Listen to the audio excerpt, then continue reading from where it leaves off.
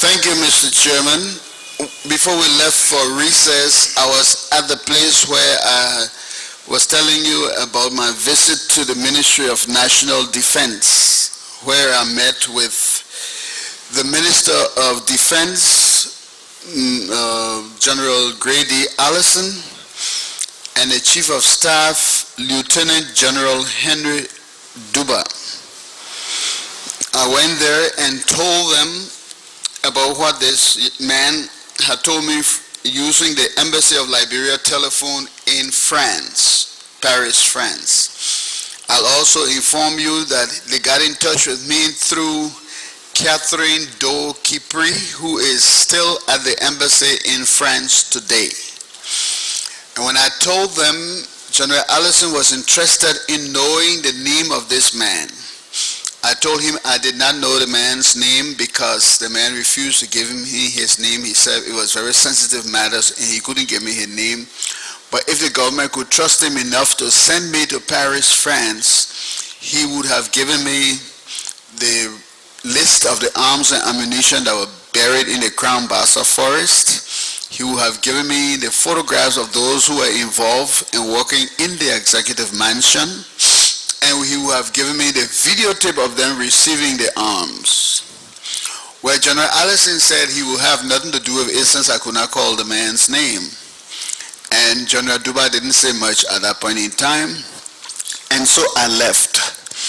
When I left, I decided to keep calm about it because who could I tell? I had told the Chief of Staff, I had told the Defense Minister, and they didn't seem to believe me.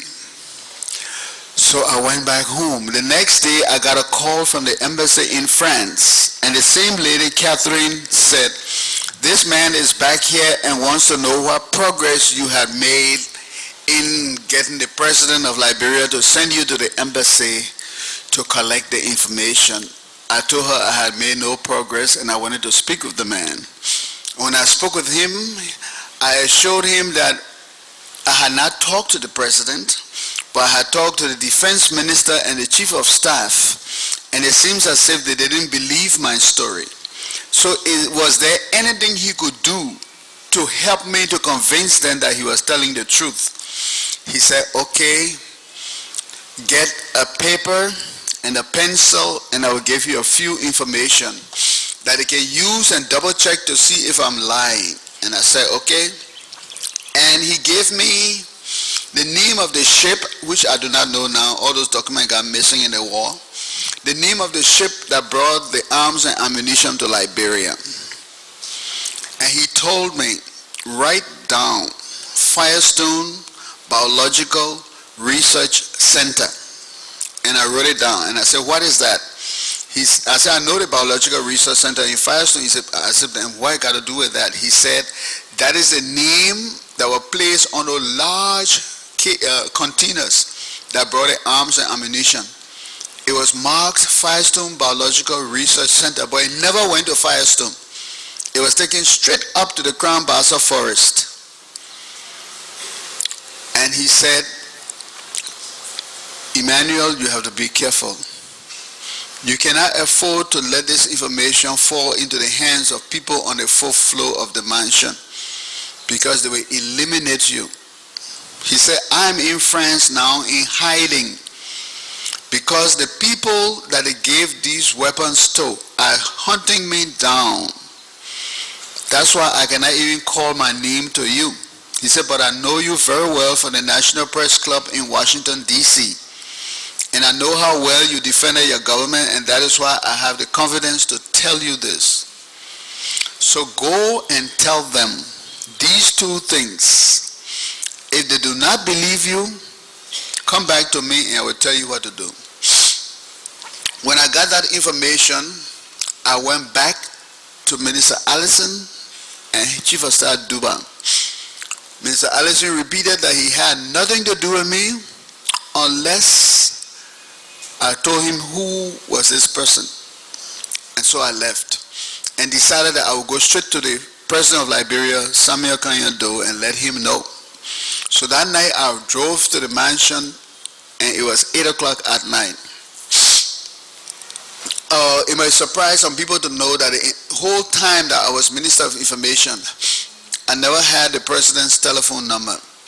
Because the whole while, the whole 10 years he was alive, because I used to be just bold in telling him things, people gave the impression that I was against him.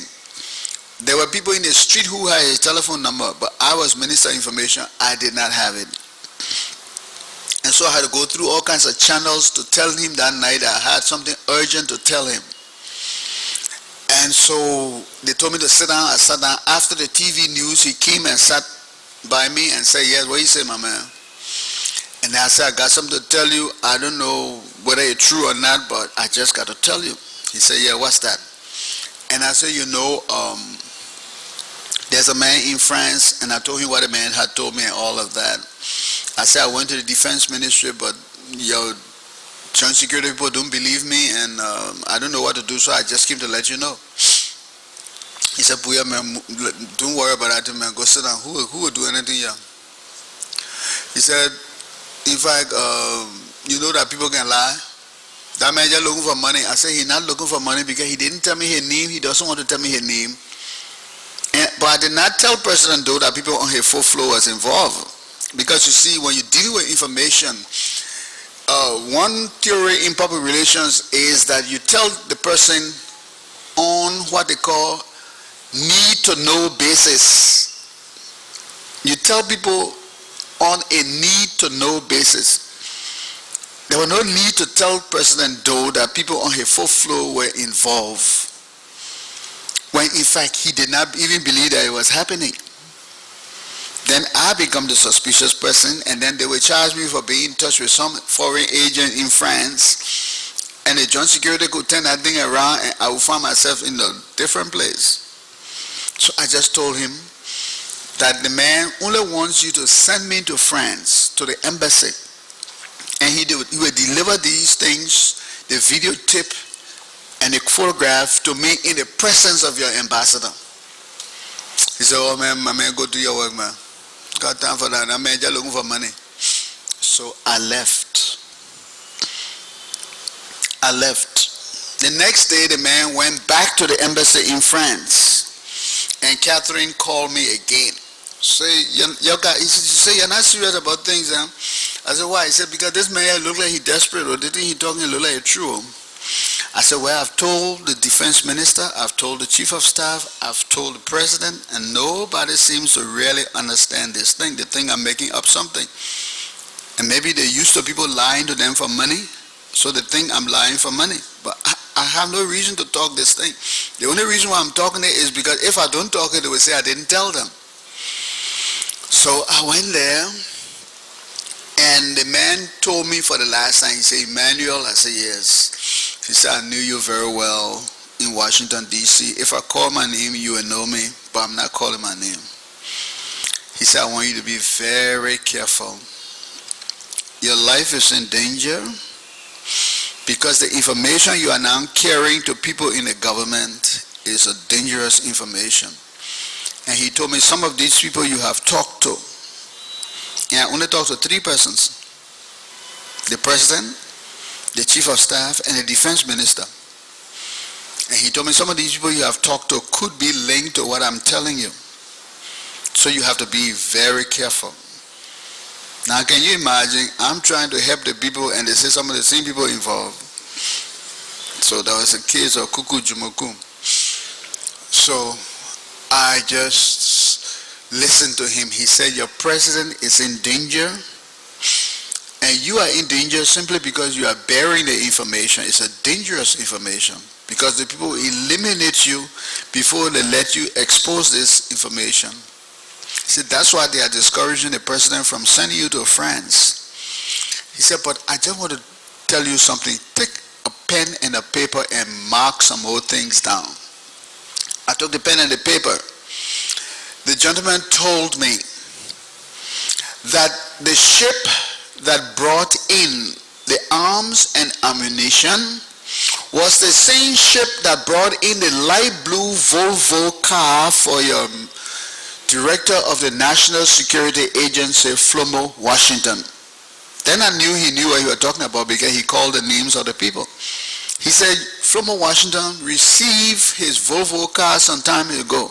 The same ship that brought that Volvo car brought the arms and ammunition marked Firestone Biological Research Center. Number one. Number two, he said, as I'm speaking to you, a telephone bomb has been imported into Liberia. Somebody close to the president has it. Very soon the president's telephone will malfunction, and they will go there and change the telephone, and then somebody will call him, and when they are sure that he's the one speaking, they will press a button and blow his head off his shoulders. Can you imagine being told that kind of information? And I'm supposed to go tell Doe.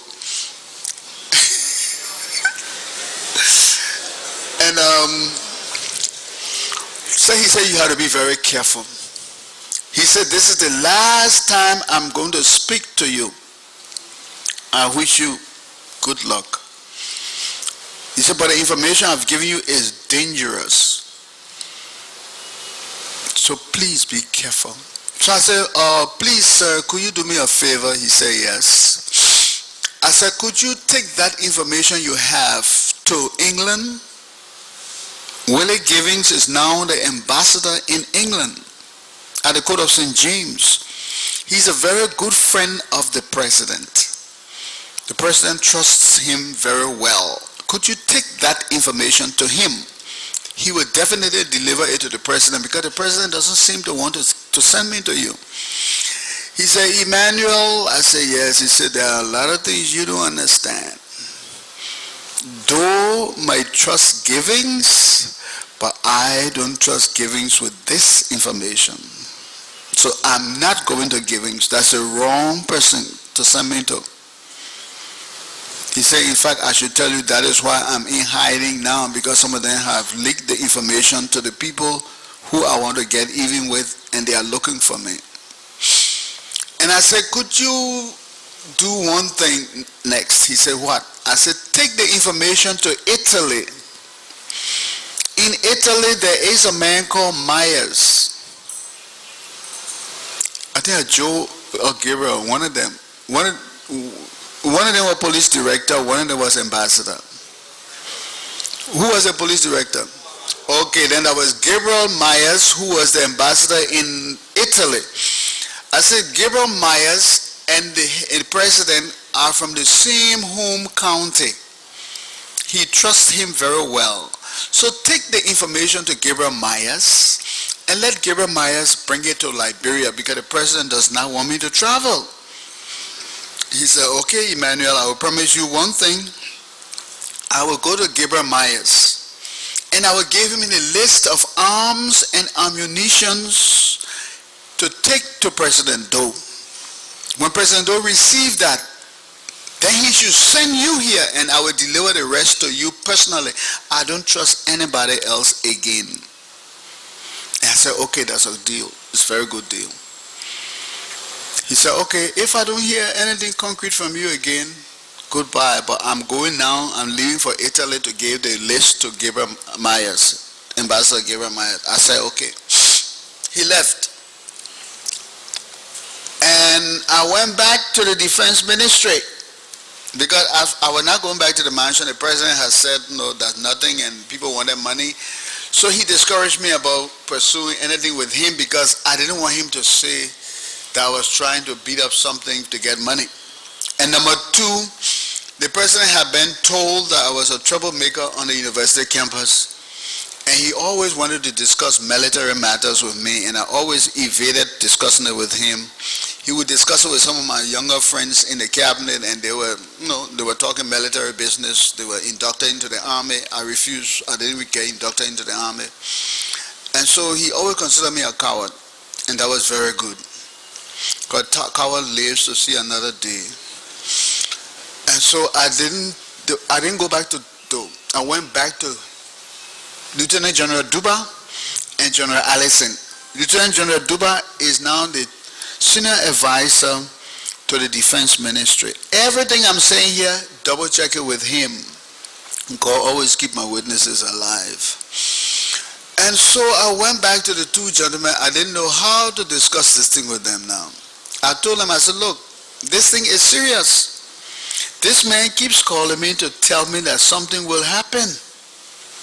And I'm telling you all, and you think, you don't believe me. I said, I really do know this man. He said he saw me at the National Press Club in Washington, D.C. That's why he has confidence in me, but I don't know him. But why you don't let somebody go and double check this thing? Allison insisted that as long as Uncle Rame name, he doesn't want to deal with the situation. So I said, okay, let me give you a very blank, straightforward, graphic situation. The man said that a ship that brought the arms and ammunition into this country brought a member of your joint security car here, the light blue Volvo car of Flomo, Washington. Why you don't check that out?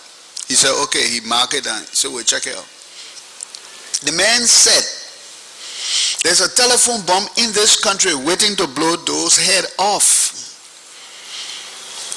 The Lieutenant General Duba said, man, Bowier, move from here, man. You ever seen a telephone bomb before? Then Allison said, no, Duba, don't say that. He said, I'm a signal officer in the army. He said, we make telephone bombs. He said, you wire the telephone with 220 wires, and you send it to the person, and they connect it. And when you call the person and you show that a voice, you just press a certain button there, blow the person's head off. General Duba said, Chief, let me use your telephone. He grabbed the telephone, he started dialing. He said, Funny, don't answer the telephone until I come home. Don't answer the telephone until I come home. He was calling his wife to tell his wife not to answer the telephone. I mean, these are the kind of fun that helped me to survive the war. Go and ask General Duba. He said, Funny, don't answer the telephone until I come home. I got something to tell you. So, I sat there and laughed for a while. Then they went and checked and found out that the ship that brought the arms and ammunition, according to what that man told us, actually brought Flomo, Washington's blue Volvo car. And the man told me that the security people who should have been double checking everything on the ship were so happy that the boss man had a new Volvo car, that they all went home rejoicing happily ever after. And the arms and ammunition slipped out of Monrovia into the Crown Bassa forest. I told that story to them. They didn't believe it. That was the last time I ever went back there to talk to them about it, because this man in France refused to call me, so I had no additional information. But true to his word, he went to Italy and presented to Ambassador Gabriel Myers the complete list of the arms and ammunition that had been brought into Liberia. He kept his word. And he went to France and delivered the list. Gabriel Myers was from Grand Judea, just like Doe. Gabriel Myers came to Monrovia with the list.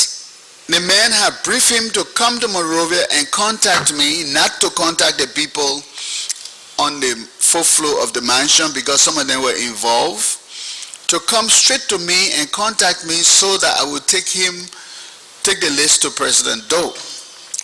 But you see, because Gabriel Myers did not consider me to be part of the inner circle because I didn't come from there, so he went straight to the mansion and said he wanted to see President Doe. The people in the mansion asked him why he wanted to see President Doe about. He said, very important security matters. So they coaxed him until he turned the list over to them. True story. Gabriel Myers is still alive, not dead.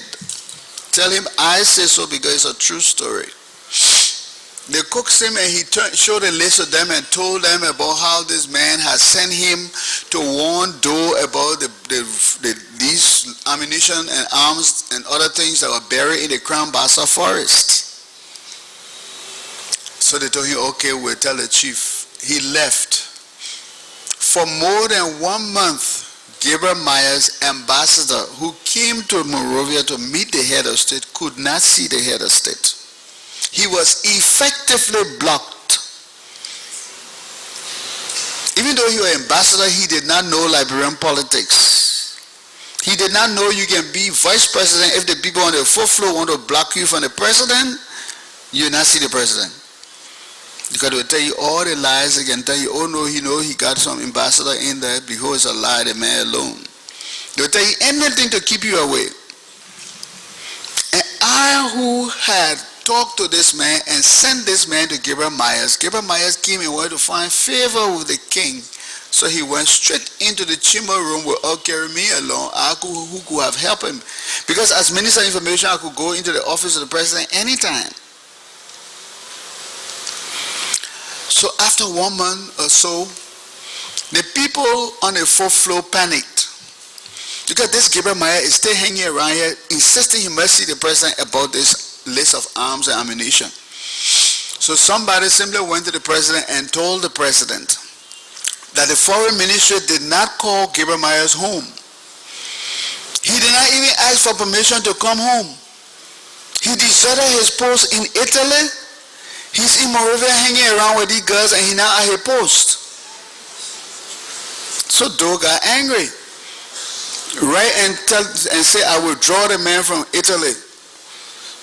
They announced that he and his people panicked. They went back, they started begging Doe and all like that. Doe said, okay, I assign him as a disbursing officer at the finance ministry. So from the ambassador, he became disbursing officer. He and his list of arms and ammunition parted. So now when that happened to Gabriel Myers, I knew I had to keep my mouth shut. Because those who are on the fourth floor now will be watching to see who's next. And my pa ain't born no fool.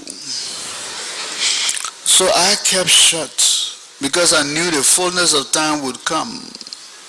And this is the fullness of time, when we'll be able to talk about it freely. I went to the mansion one day and met Gabriel Myers there talking with Deputy Minister Janse Peter Fly in a rage.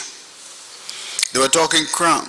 I couldn't understand it, but then when I got there, Fly spoke few words in English and I could understand about some kind of list of arms and ammunition. I said, Ambassador Myers? He said, yes. I said, did a man, an old man, a white man, come to you in Italy and give you a list to bring to me? He said, yes. I said, and you've been here all this time, you never came to see me? He said, but I think I'm talking now. I came here to get a list to the chief. They both blocked me, and this and this and this and this. I just look at him, I said, Lord help this boy. You should have brought a list to me. You took it to the people who you were not supposed to carry it to.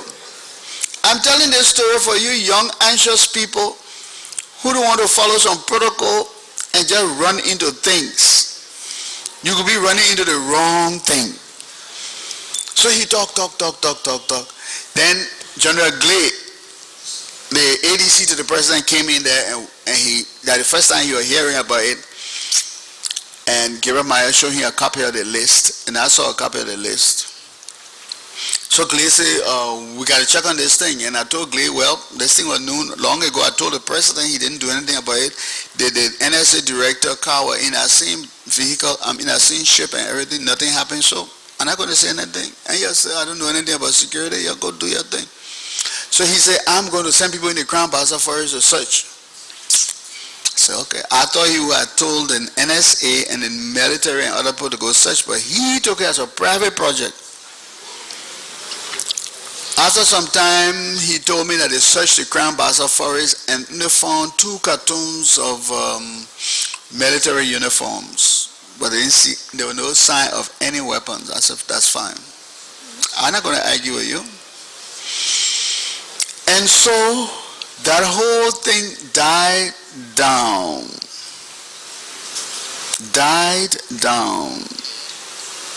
And the beat went on until Allison got in his trouble and was removed from the Ministry of Defense. And Allison's story is a whole day story. So I will not start it now, we'll just go on to other things. We can come back to it later on. Allison's story is a whole day story of how Allison was on the way to the top post, and he got betrayed. It's a whole day story which we will not start today. So Allison got removed. Senator Burma Barkley went to the defense ministry. We heard no more about the arms and ammunition.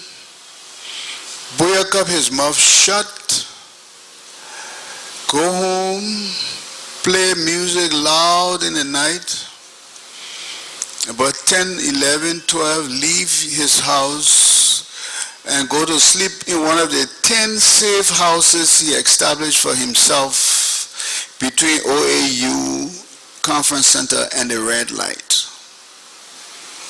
There were 10 safe houses in this town where I could go any hour of the night, put my keys in the door and just open up and they would say, welcome. I'm telling you to tell you that when you're in the system, don't be a fool. Wash your back. The same system will be trying to mess with you. The president called me many times. Bowier, where did you sleep last night? I said, I slept home, sir. No, you didn't sleep home. The security said you didn't sleep home. I said, were you looking for me? He said, no. I was just asking them about you. He said, but is that why you want no security guard? I assigned security guard to you, so you want security guard? I said, no, I don't want security guard. I'm a street boy. I can protect myself. So I had no bodyguard at my house or anywhere to protect me because I did not want them. And you know why? Young people gotta look at the past. There are people who don't like history. I'm so sorry for you. You're a dead body. You're a walking dead body. I was right in this town when the coup came, and the very security guard were the people taking people to the barracks and jailing them and arranging for the execution. Then you make me minister information and I will have a bodyguard? I do not need one. I'm a street boy. A man sold cool ale and dry meat in the market, and I was a street boy. That's what I told though. I don't want no bodyguard. Every time he was about, the security people said, they don't understand why you want bodyguard. I said, because I don't need one. Nobody hammer me. I said nothing bad. Then we start hearing rumors of war. Mr. Sylvester Moses, he was at the NSA, came with some photographs of people training in Libya and Burkina Faso. He called me, he called Maurice Dukley, he called Alhaji Kroman to a house, I think one of our houses, I forgot who house it was. But he said, I want to tell you something because you're working with the chief and you're the young guys, that anything happen here will be messed up. We said, what's that? He showed us the color photographs of people training in Libya and Burkina Faso. Some of the people are identifiable today, but I'm too old now, I can't identify them. My eyes too blind to see them.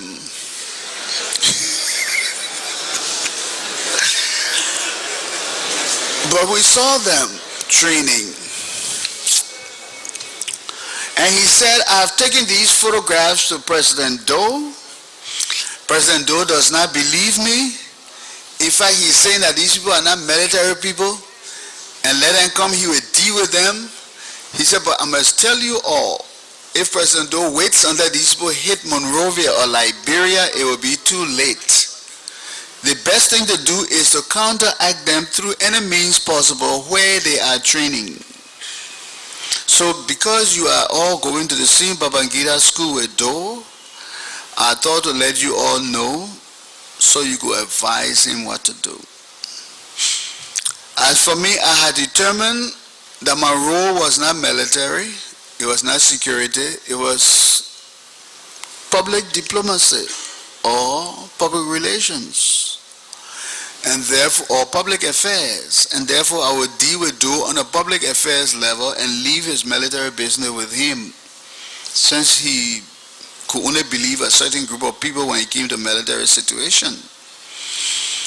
Then Mr. Barkus Matthews, who was a loyal opposition to Doe. Now, what do I mean by loyal opposition? A loyal opposition is somebody who is not on your side, but somebody who wants to play a fair game with you.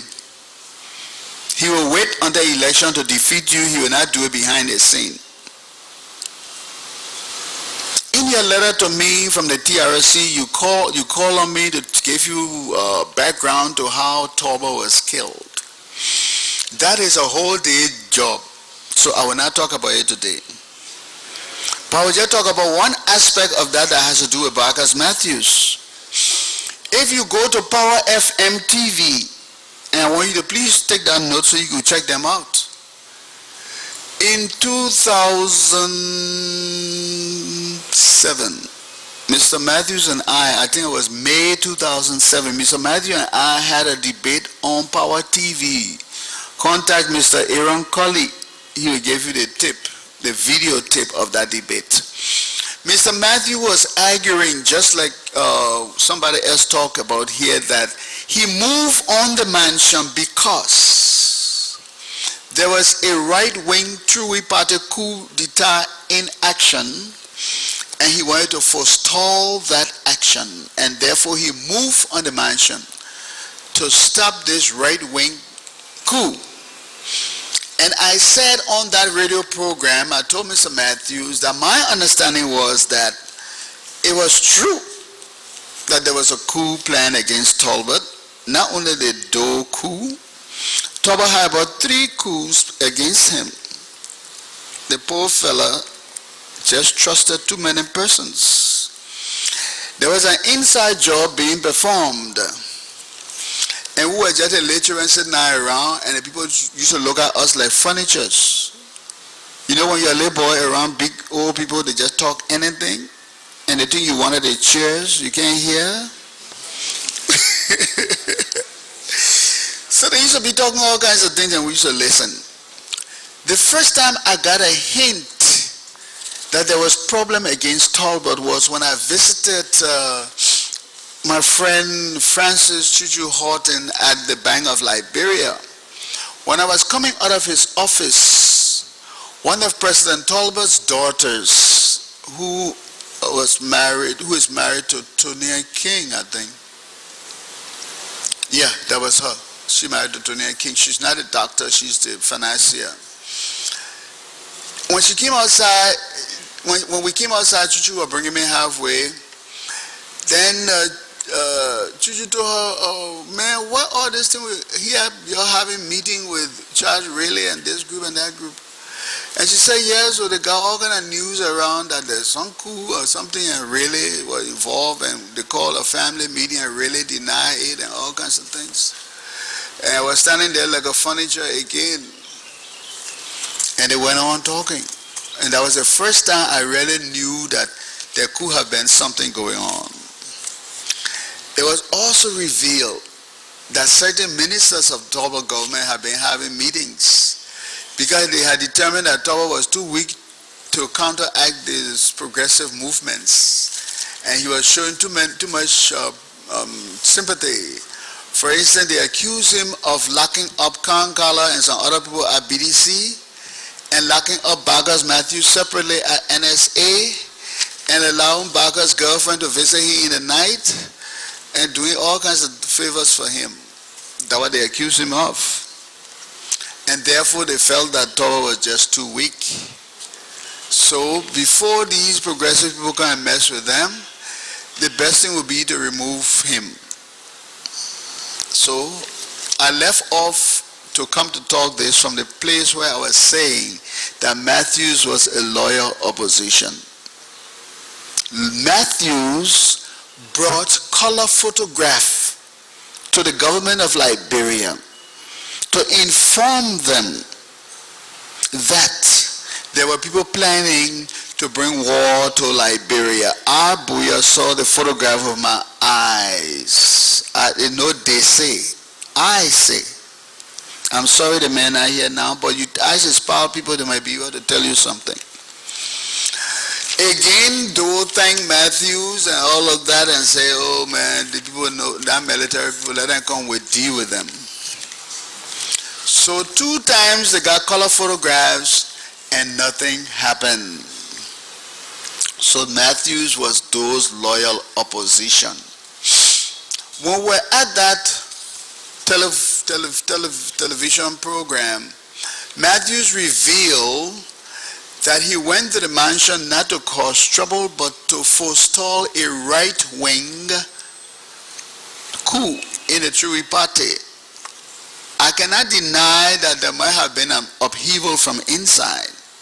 I cannot deny that because I have no proof to deny that. I have bits and pieces that will point to that. And in the fullness of time, that will be revealed. But Matthew said he went there to first warn Talbot.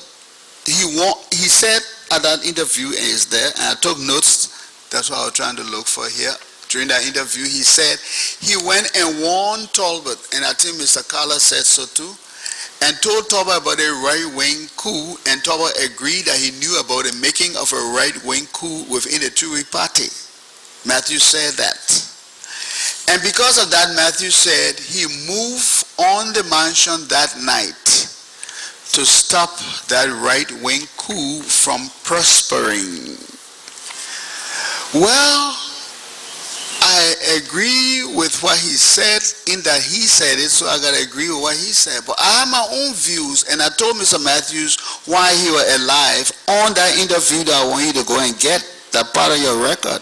You can't leave it out. I told Mr. Matthews, I said, you said that in February 1980, you warned Talbot about a right-wing coup. You discussed it with Talbot. In March, you and Talbot met for the second time. You were supposed to meet and Talbot did not meet you. And you were encouraged to carry you encouraged Talbot. Matthew encouraged Talbot, according to him, to carry the most loyal troops from the mansion with him to Nimba County because he was afraid that somebody could bump Talbot off in Nimba County. Check the tip I'm telling you about. And Matthew said that there was no preparation in Butuo to protect Talbot during that visit. That's why he warned Talbot to take his loyal troops with him. March 3rd, 1980. Parkers knew of plan to and insist to unseat Talbot that night. Parkers went to West Point, according to him, and got 500 persons. They marched to the Ministry of Information and was stopped by soldiers. They saw official cars leaving the mansion from the meeting. They went in and sat to ask why, the people went in to ask why Matthews was there. He told them to tell Talbot, that is the mansion guard, he told them to tell Talbot that he was at the mansion because on the last conversation he held with Talbot, the thing he discussed with Talbot was the reason why he was in the mansion yard. He told them to call Talbot and tell him. He told them to tell Talbot to come to Monrovia at once. And the cabinet had a checkpoint at Bentall to divert the president to Bentall and not to Monrovia when he was coming back. I'm telling you what Matthew said. Check the tip. Augusta Kane, with tears in his eyes, went to the meeting with Matthews and told them that many in the Senate supported their call for Talbot to resign, according to Mr. Matthews. Check the tip. They came and took to Talbot and Matthew said they went to Talbot and changed the whole story. They convinced Talbot to broadcast on TV and radio that Matthews wanted to forcefully overtake the mansion and therefore he got arrested. They sent to arrest him. He escaped to the Vatican embassy. Check the tip. He told them that he was willing to surrender to the government. Bishop D.E.B.B.S. The ambassador to Liberia at that time from the Vatican, in the presence of Bishop Dahlia, took him to the mansion, and he was sent to Pawtucket, March 1980. Was in complete isolation when the coup took place. He said, I knew nothing of it.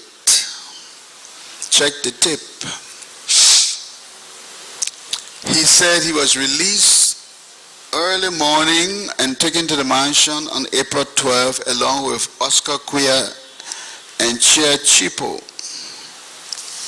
These are the notes I took when Bafi and myself were on the interview. You see, when you go somewhere, even if they call you for an interview on radio, TV, and the interview go on, don't just sit there and wait for the next question. Be taking down important points. You will need them in the future for another TRC. Then I answer Mr. Matthews, and you can find it on the tape. I said, Mr. Matthews, to the best of my recollection, you are telling us now that the Tree Party had a right-wing coup that you are trying to stop.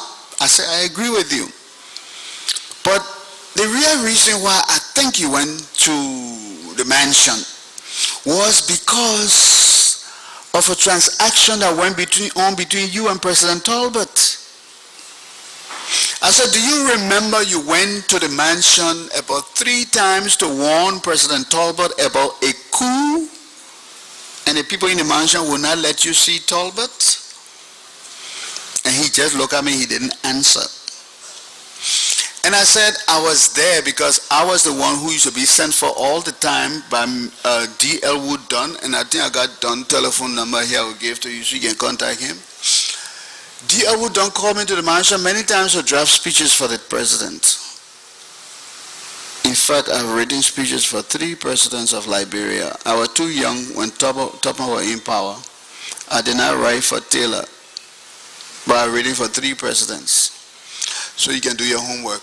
Now, I told him, I said, I was called to write speeches for President Talbot. D.L. Wood Dunn used to call me.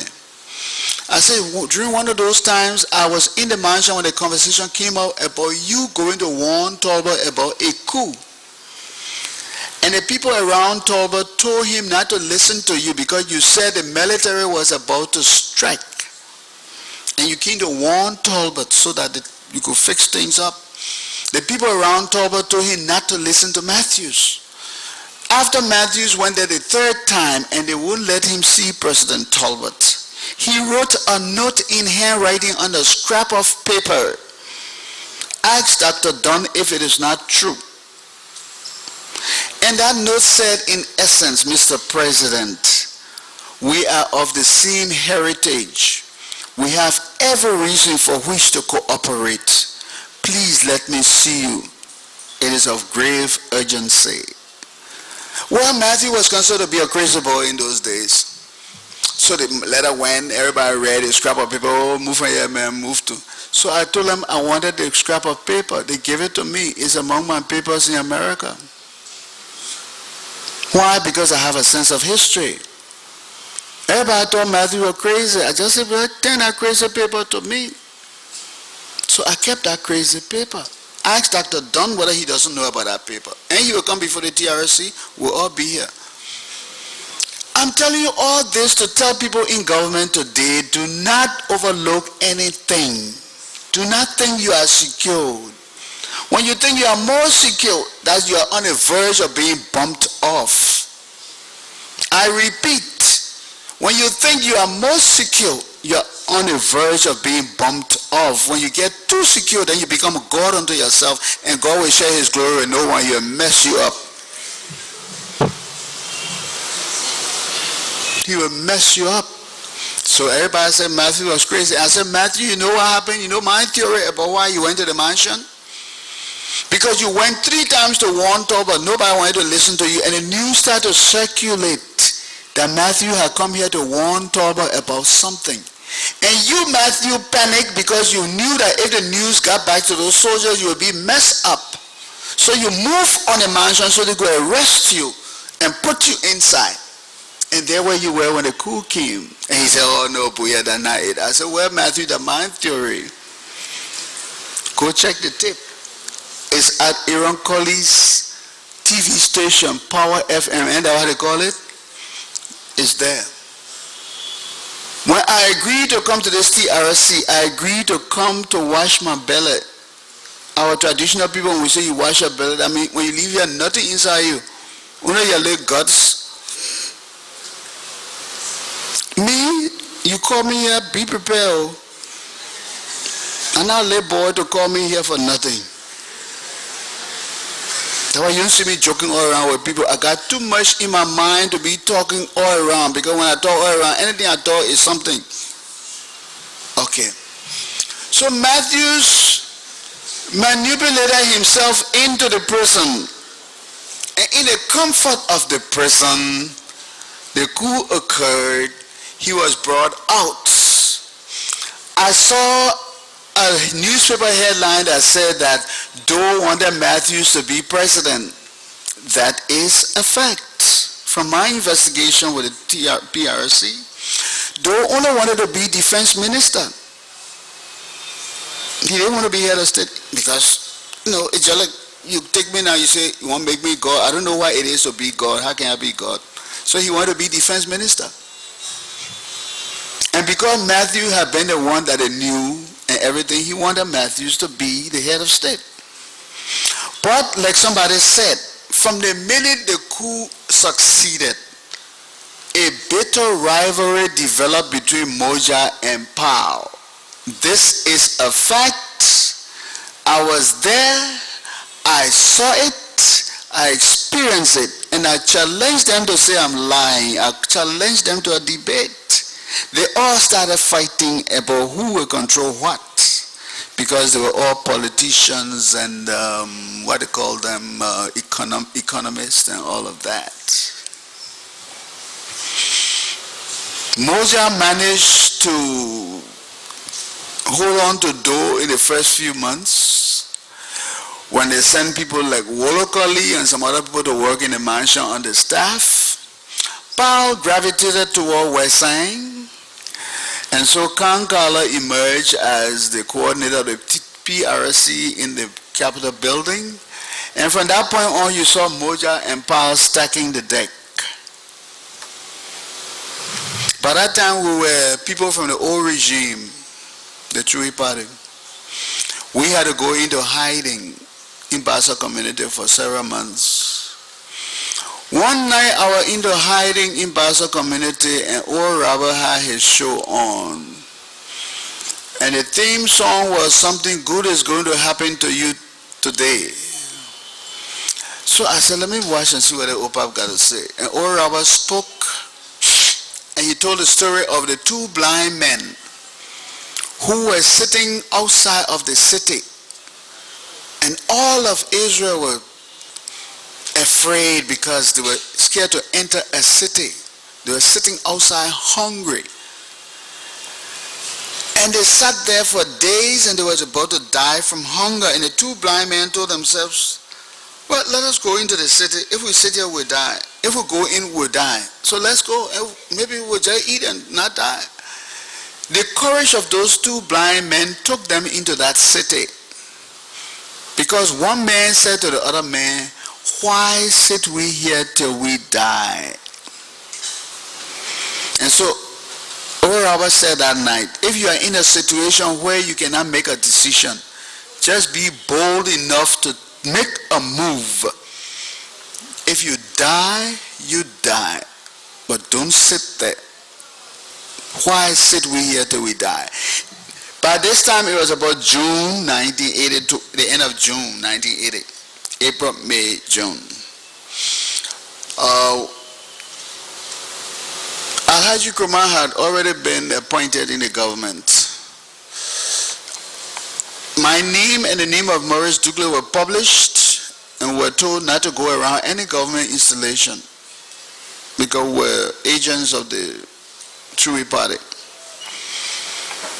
In fact, Mr. Taylor, who had taken over GSA, arrested me. Put my name on the radio, came and arrested me and said, you are the coordinator of the Chewy Party. We heard that you know about the party properties and everything. And so you will turn that over to me or I'll put you inside. He said, you know what happened, young man? I said, no, sir. You would meet me at the Ministry of Information 8 o'clock every morning. And you'll be my man. And you would show me the Chewy Party people property or I'll put you inside. I said, yes, sir.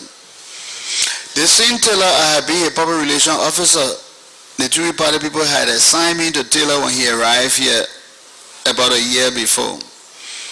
And I was supposed to prepare him to become commissioner of art and towns before they brought him to town to get him a big job. They wanted to check him out in his hometown. And because I had prepared the Public Affairs Bureau of the Chewy Party and they saw what I could do, they assigned me to brush Taylor's image up. So you see, sometimes I feel that the system has really misused me. The same system assigned me to Taylor. The same Taylor come and arrest me again. Taylor and Doe becomes friend. Their friendship chakra. Taylor runs away. I served Doe. The same Taylor group come, I had to run away again. The system has misused me. But this Taylor and Doe thing is a whole day talk. Because they were two very good friends, best of friends. The only person that was more friendly with Doe than Taylor was Kuangba. Doe and Taylor were the best of friends. Those were the days that we thought would never end. And the young people should know it because today the young people hear about Doe and Taylor, they think they were fighting since they were born. No, those two boys were very good friends. And they were involved in all kind of little things. They juked the rest of us. And then they fell apart. That's another story. So Taylor arrested me and told me to meet him every morning at 8 o'clock. I used to go to the Ministry of Information and meet him. The second morning I met him at the Information Ministry. The car came around that circle at the Ministry of Information. He just opened the car, put his one foot on the ground. Where is Peabody? Where is Peabody? And he was talking about Stanton Peabody. He's the one who been writing all kind of nonsense in the librarian age. He's my man. I want him. Where is Peabody? Nobody wanted to talk. He turned to me, do you know Peabody? I said, no, sir, I don't know Peabody. I knew the man, but what would I tell him when Taylor dressed up in a military uniform, dark glasses, smoking a cigar? I said, I do not know him. Okay, tell Peabody my name is Charles MacArthur Taylor. And General MacArthur said, I shall return. I will return for his ass. Tell him. He slammed the door. Let's move.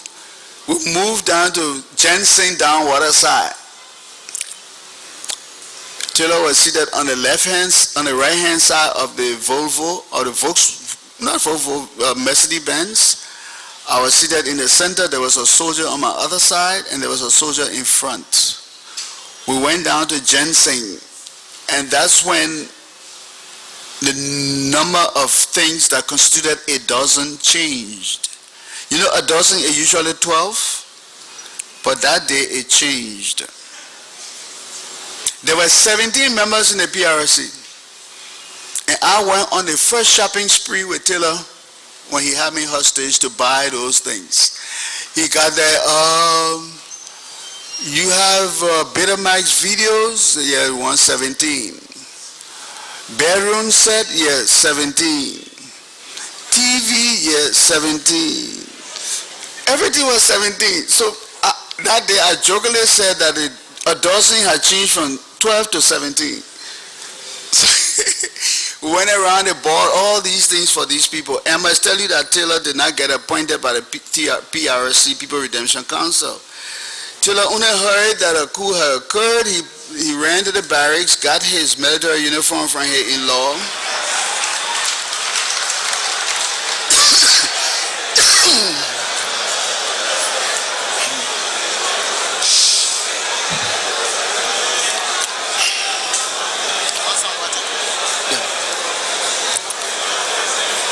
Taylor, let me talk now, I beg you. Taylor never got appointed by Doe. He introduced his wife to me as Tupi. Later on, I came to realize that Tupi were related to the commanding general, Kuyungba.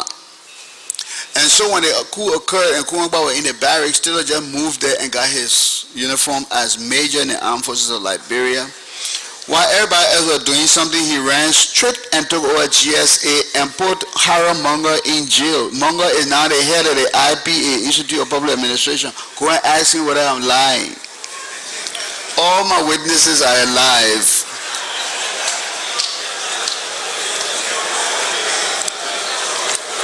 He put Munger inside and took over the GSA. Well, those were the revolutionary days. There was another guy called Emmanuel Tote. He moved to the defense ministry, declared himself defense minister. The PRC got pissed off with him, drove him to the South Beach and executed him on the spot. Emmanuel Tote. Check it out. But those were the days of the wild, wild west. Everybody who could grab something, grab it. And Taylor grabbed GSA. So when Taylor took me all around, for 3 days he was asking me about the True Party money and everything.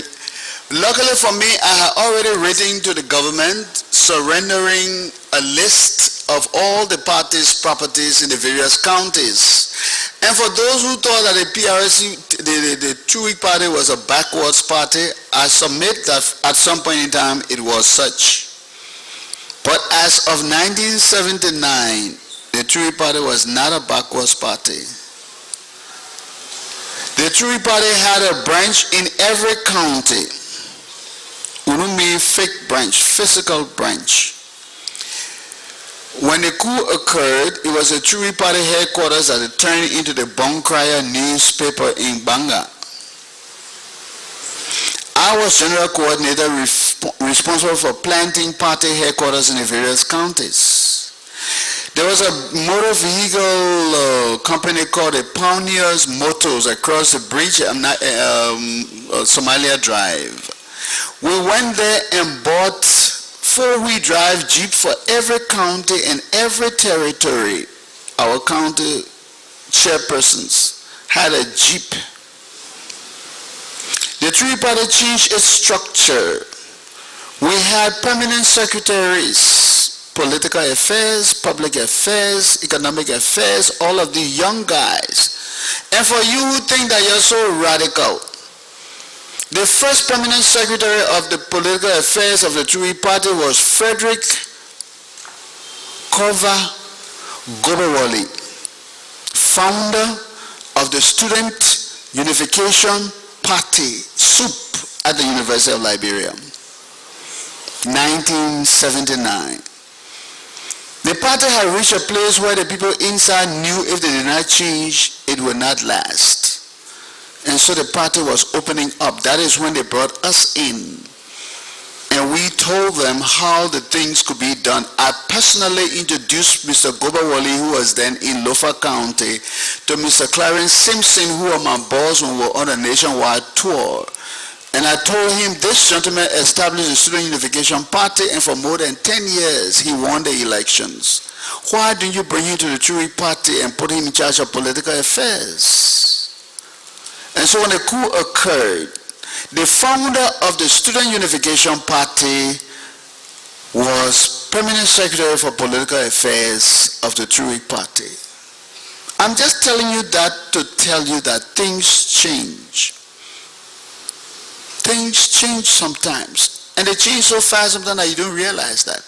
So today when SUP speaks, no mention is ever made of Frederick Kova Gobewali, because he chose to change things from inside.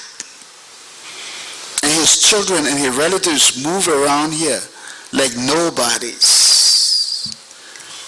And people who were not around when he organized the party are riding the high tide of popularity for being SUP vigilantes and soup cadres and soup this.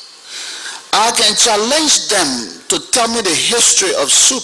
I can set them down like little children and teach them how soup evolved from a poorer-dominated situation to a pro-socialist situation.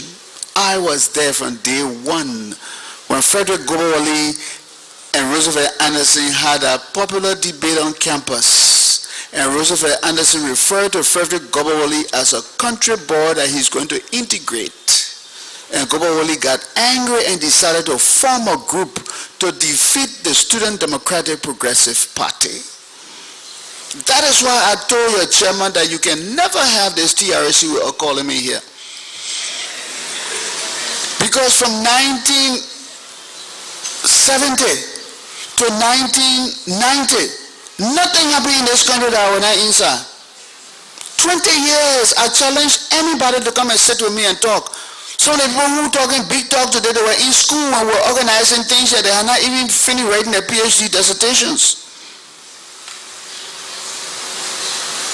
Okay, let me go back to our situation.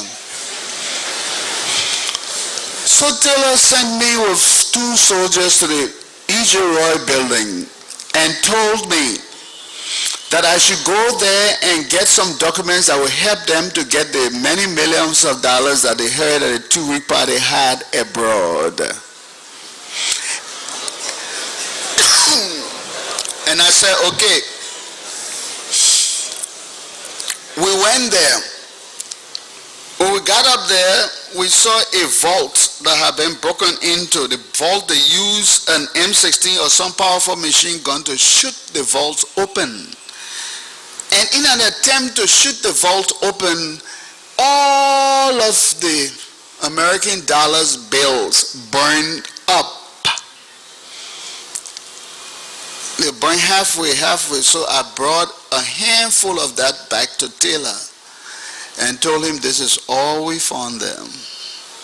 Burned bills. He said, okay, my man, I heard that you know where the money is. Now, I've been joking with you.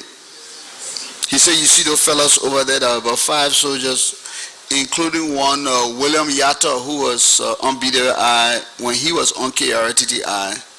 Chilo on KRTTI, William Yatta was on BDI military scholarship. So when a coup occurred, he got a boy around him. He said, you see those fellas over there? I said, yes, sir. They're ready to pounce on you right now. So you don't come straight with me, by tomorrow you'll be in Post-Tucket. I said, yes, sir. So go home tomorrow morning. I don't want any talk from you. Just come and tell me where the people got the money. I said, yes, sir. Now, young people, when you're in trouble, don't panic. That's another lesson.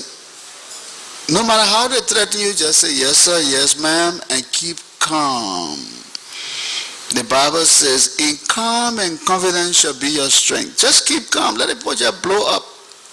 When the dust settles, you'll still be standing. Next morning, I approached Taylor. Young man, you ready to talk to me? I said, yes, sir. What do you have to say? I said,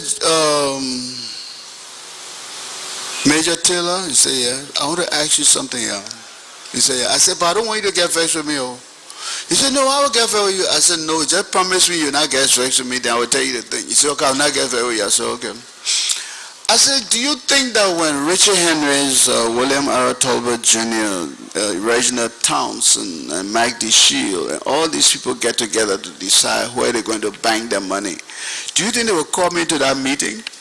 He busted and laughed. He laughed. He said, what? I repeated it. He laughed and laughed and laughed. He said, you're damn right. You're damn right. Okay, you know what happened? You still my man. You're with me.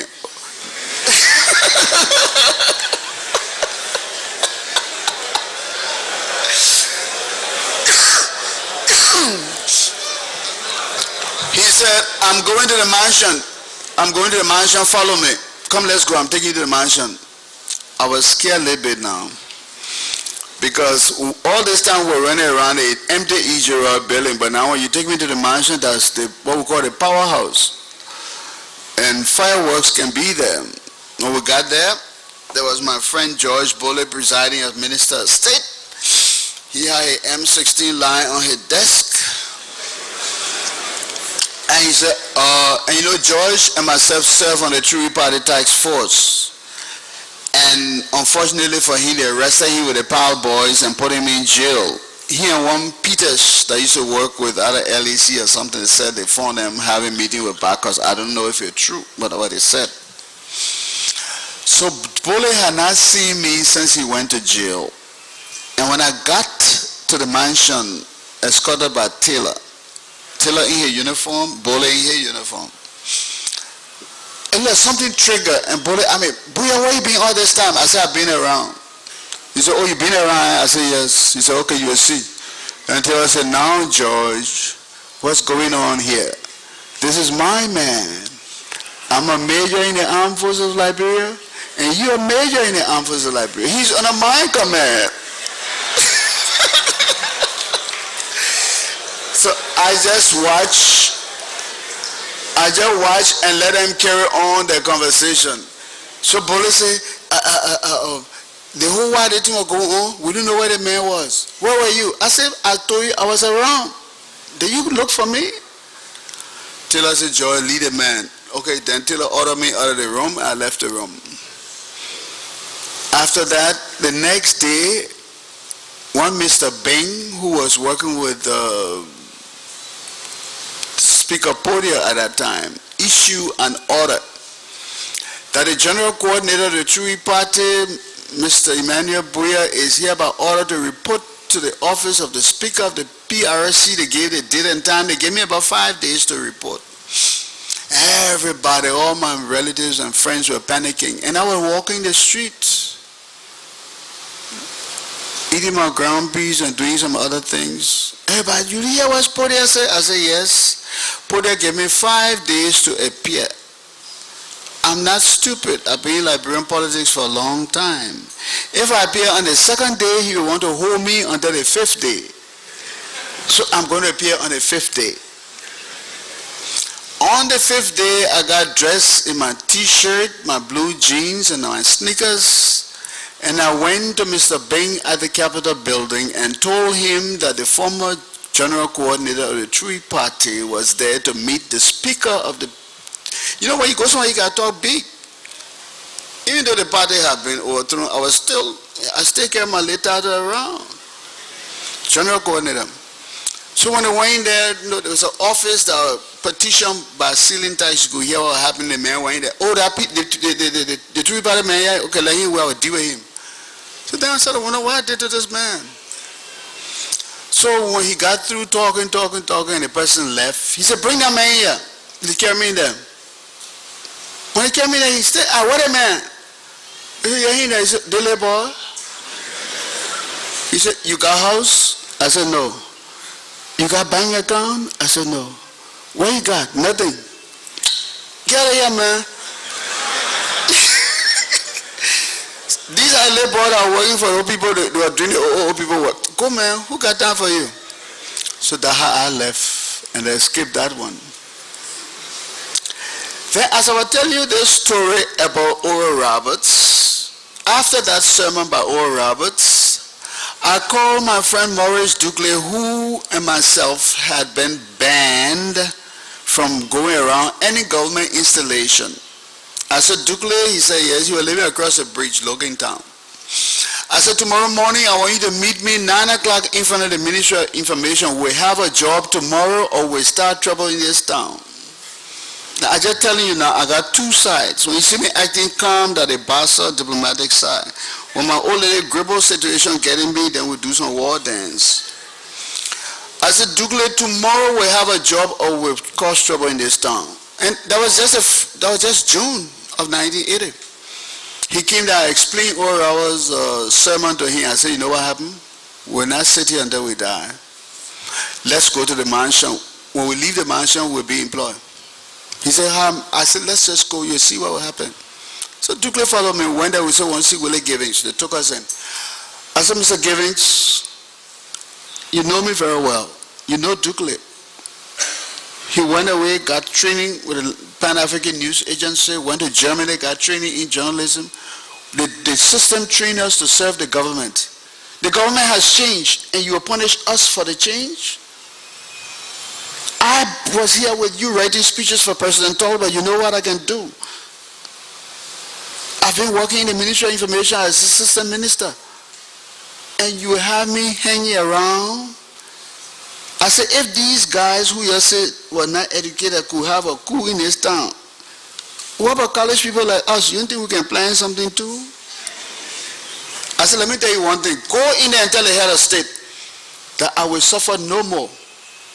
I either get employed today or I will start my own trouble in this town. Givens is still alive. Ask him. Givens said, you don't have to talk like that. I said, look, I'm fed up that I'm talking like that. So go and tell him. Go and tell him. If they want to execute us, you should have executed all of us.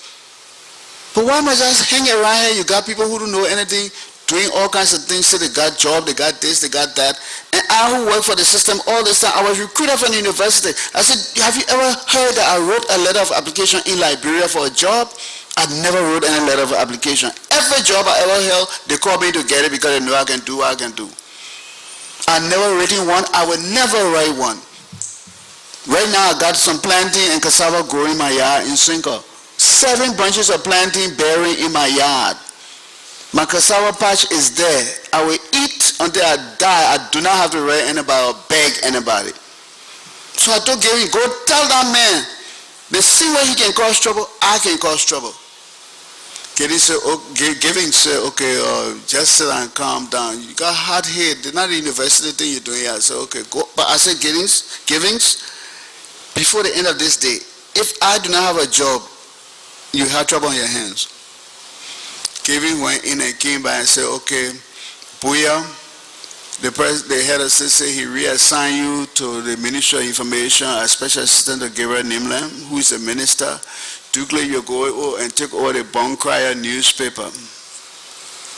That's how I got employed by the TRC. They gained the power by violence, scaring us. I went and scared them too.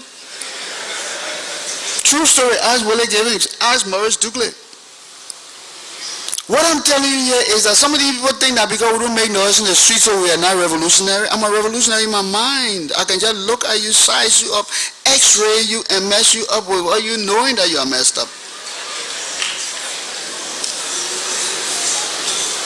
So I went back to work for the PRC government. I remember before I started working, I met with Barkus Matthews in the street. And I met with Dew Mason in the street. And Dew Mason asked me, where are you working now? I said, I'm not working anywhere. Did you all give me jobs and you took over? Dew said, you know the problem with you, Bowier? I said, no. He said, you always work for the wrong people. You're a smart man who always work for the wrong people. So I said, Dew, are you telling me that you are the right people that have come to power? Yeah, he said, you got to come and work for the masses now. I said, okay. Well, not too long after that, he had to run out himself.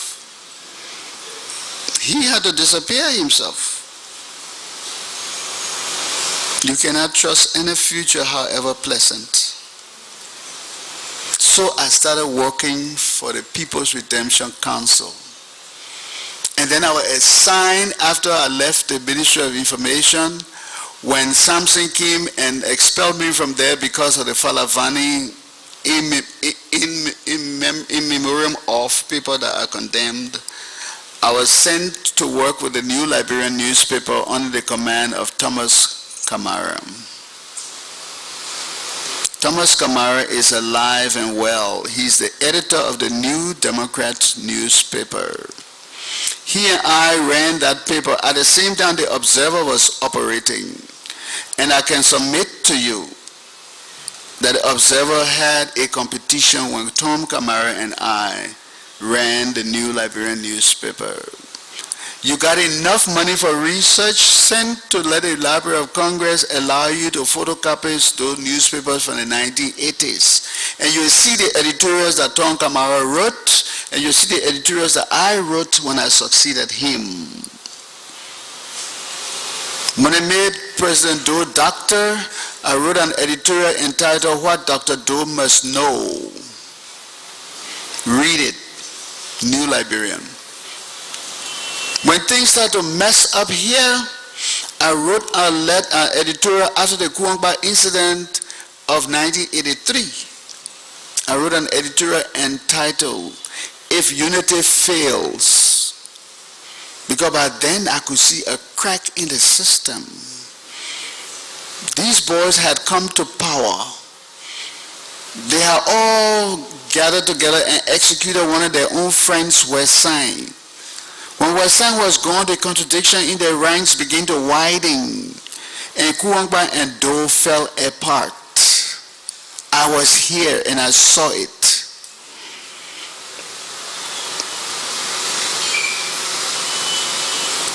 There are many things I need to talk about which I cannot talk, because you said you're going to have thematic hearings. You're going to be talking about political parties. You're going to be talking about the student movement. You're going to be talking about the history of Liberia. You're going to be talking about a lot of things. And I just want to put you on notice that I have already invited myself to participate in all of those talks, because I have information on all of those. When it comes to the party in this country, I was the last general coordinator of the Tree Party, for your information, public affairs and tourism. That's how we used to say in the 80s. I was the last. When the TRC took over, the People Redemption Council, everybody in the Tree Party went underground. We all went underground. Like my friend George Knuckles used to say, time and place make the timid bold, and time and place, same time and place make the bold timid. The timid became bold, then the bold became timid, and I got from underground and declared that I am a Tree Party man. I had nothing to be ashamed about. My record is there to prove what I told the party and what I did in the party. Mohamedou Jones, a lawyer, is now working in the United States with a human rights law group. I think Councillor Bull would know Mohamedou Jones. They were all law people. Mohamedou Jones became a research officer in the executive mansion after the coup.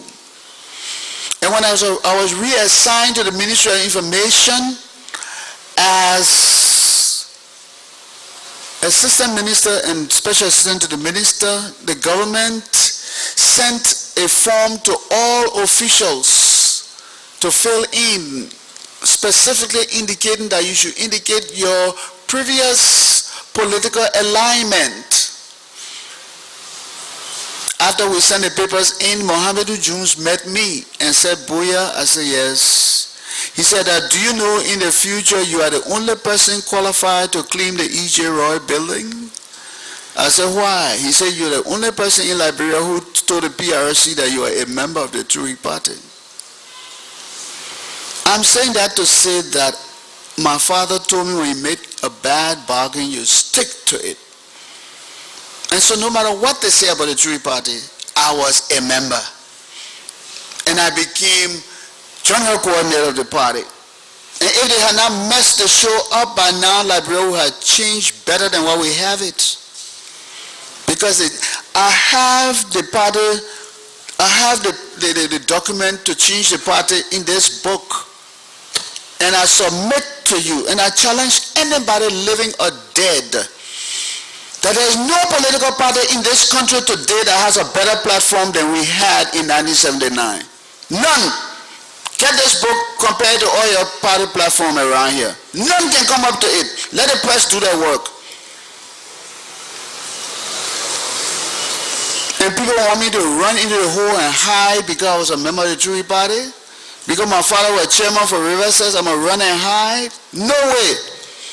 I was a member of the Tree Party. Number one. Number two, I work for the Doe government. I can never deny that. No matter what happened with Doe, I was a part of the Doe government. And who in the country didn't work for Doe? I want to ask. Who? Or who in this country didn't work for Doe? Tell me.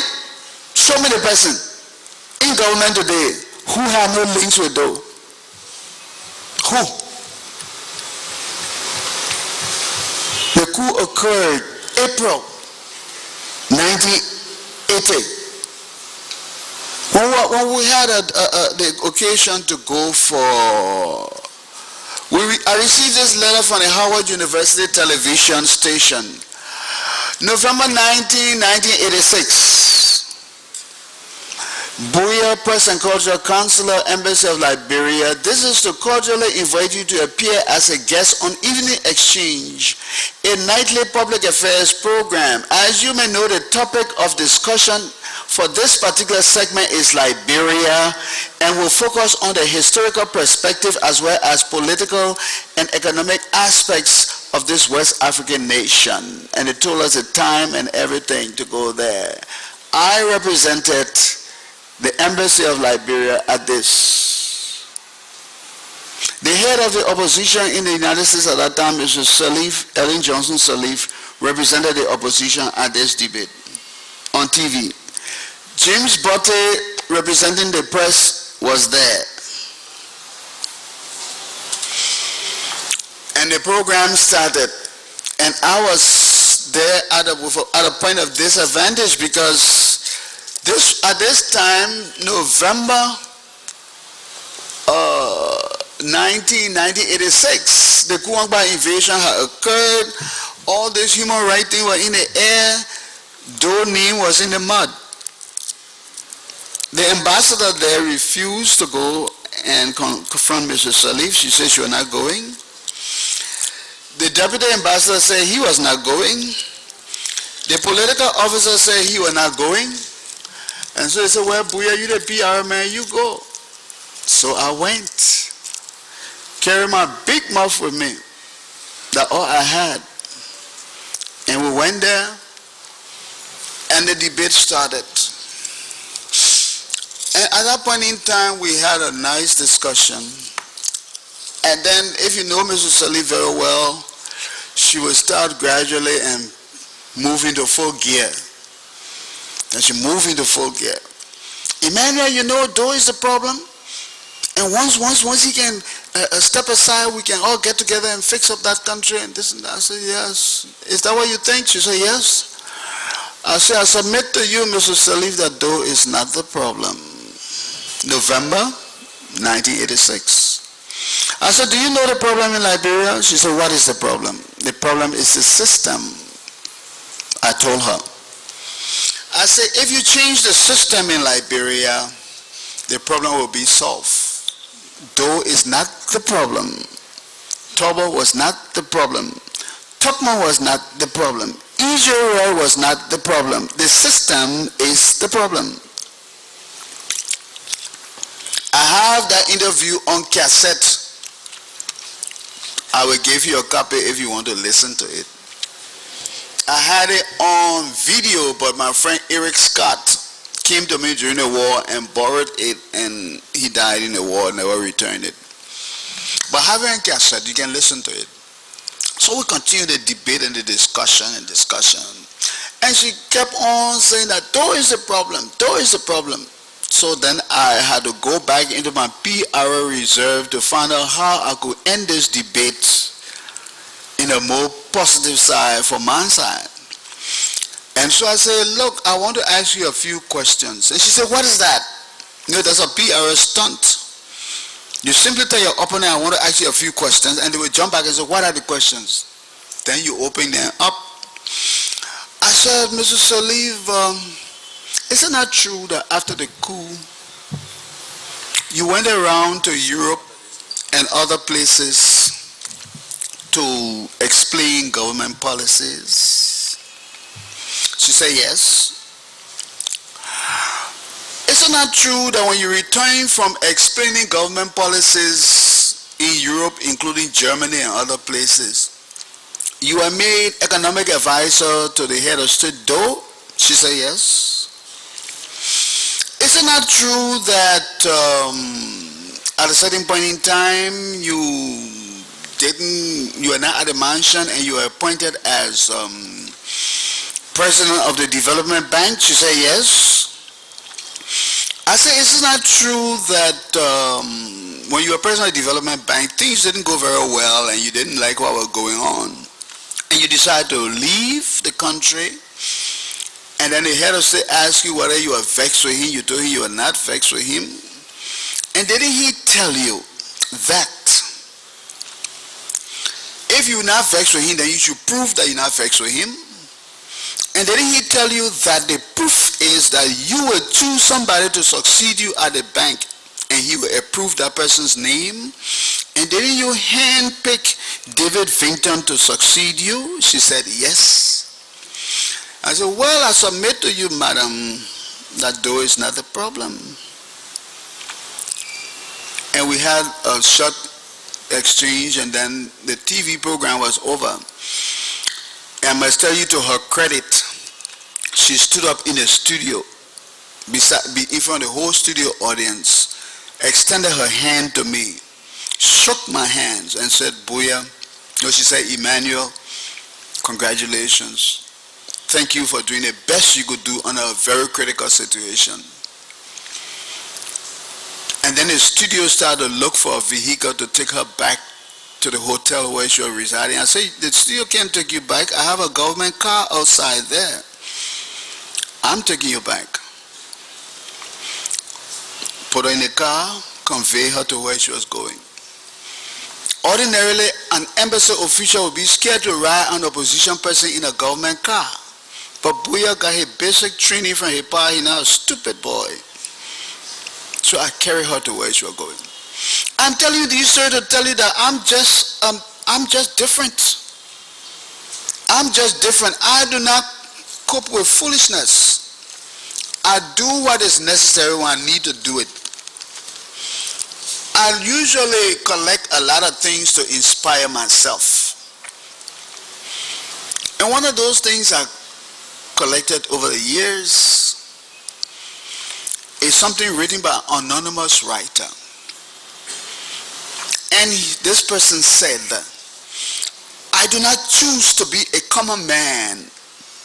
It is my right to be uncommon if I can. I seek opportunity, not security. I do not wish to be a kept citizen, humbled and dulled by having the state to look after me. That is why I went and planted my cassava. The state not going to look after me. I want to take the calculated risk to dream and to build and to fail and to succeed. I refuse to batter incentive for a dole.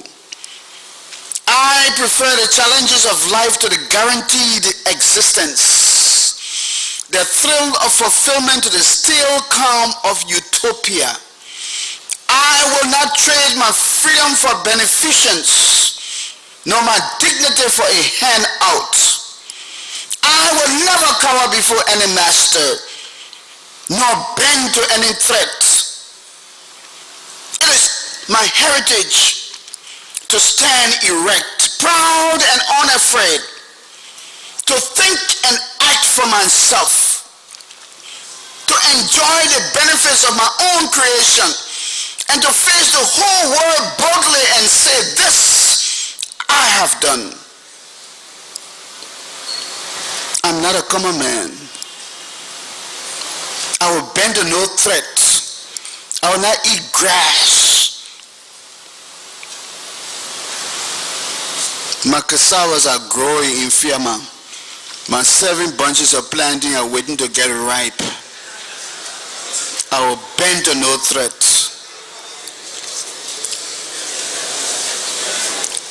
Well, I told you already that we got several themes that you are going to discuss. I just want to clear the air on certain themes. Now I want to come to you to tell you about something that you all been wondering about, especially my young friends who ask me a lot of questions. You know, since I came home 2 years ago and started on ELBC, I've had more than 6 letters from young Liberians telling me they want me to be their role model, they want to do this, they want to do that. And I said, okay. But I haven't interacted with them. Because they don't know what I passed through. I don't know whether they can pass through what I passed through.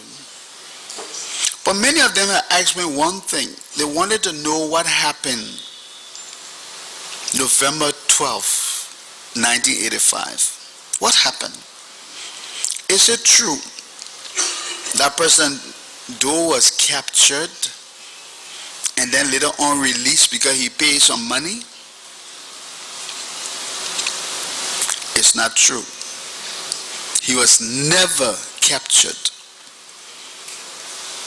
I was in charge of a portion of his public diplomacy or public affairs or public relations.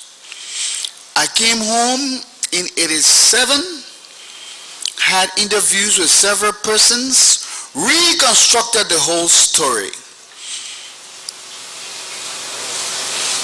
And I'm going to tell you the story. 1984, let's go back. 1984, you remember when I told you about these people who were planning to overthrow the government in New Jersey and were making all these statements? 1984. By 1985, they had succeeded in getting the consent of certain former friends of Doe to come back and liberate the people from those whatever he had. I was then press counselor in Washington, D.C.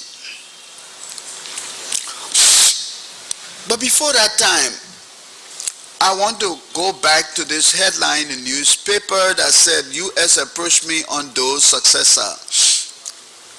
I need to explain it before people misinterpret it.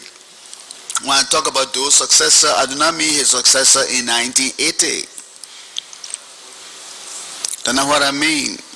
I mean a successor they were looking for as far back as 1986. The Nima raid had gone on. Following the Nima raid, they had arrested Kolanko Luo, Johnny Boy Hearing, who were working with Jebo before Jebo died, and then he became bodyguard to Kuangba, and some other people, and they had put them in jail. It came to a place where they announced that Johnny Boy Hearing and some other people would be executed. By then, I was assigned to the Embassy of Liberia in the United States. By then, I was a member. I used to attend Mother Doe's prayer meetings on Wednesdays and Fridays in Silver Spring. Mrs. Thelma Awori, she's now Dr. Thelma Awori, used to attend that same prayer meeting with us.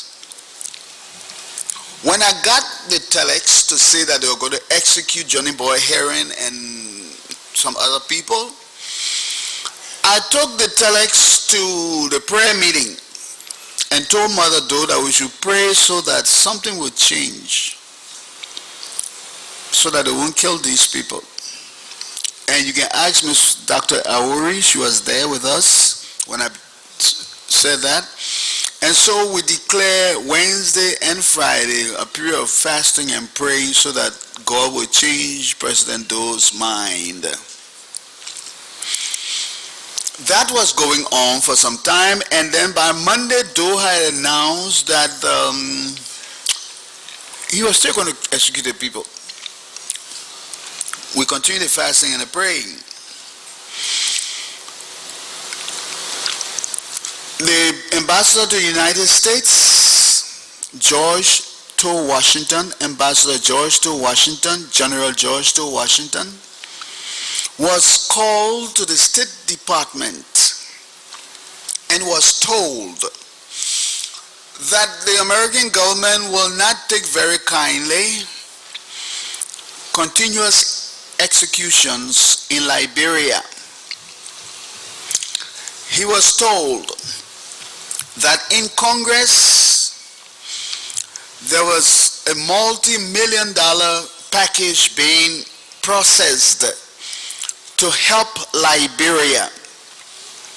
He was told that should we execute Johnny Boy Hearing and the rest of the people, Congress will find it difficult convincing the people of the United States that there was need to support the Doe's government.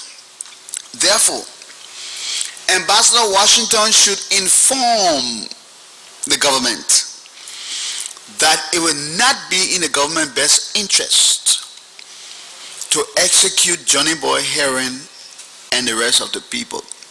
I was press and cultural counselor in Washington, D.C. at that time. I was there. Mr. Cronyon Weefor was there. Mr.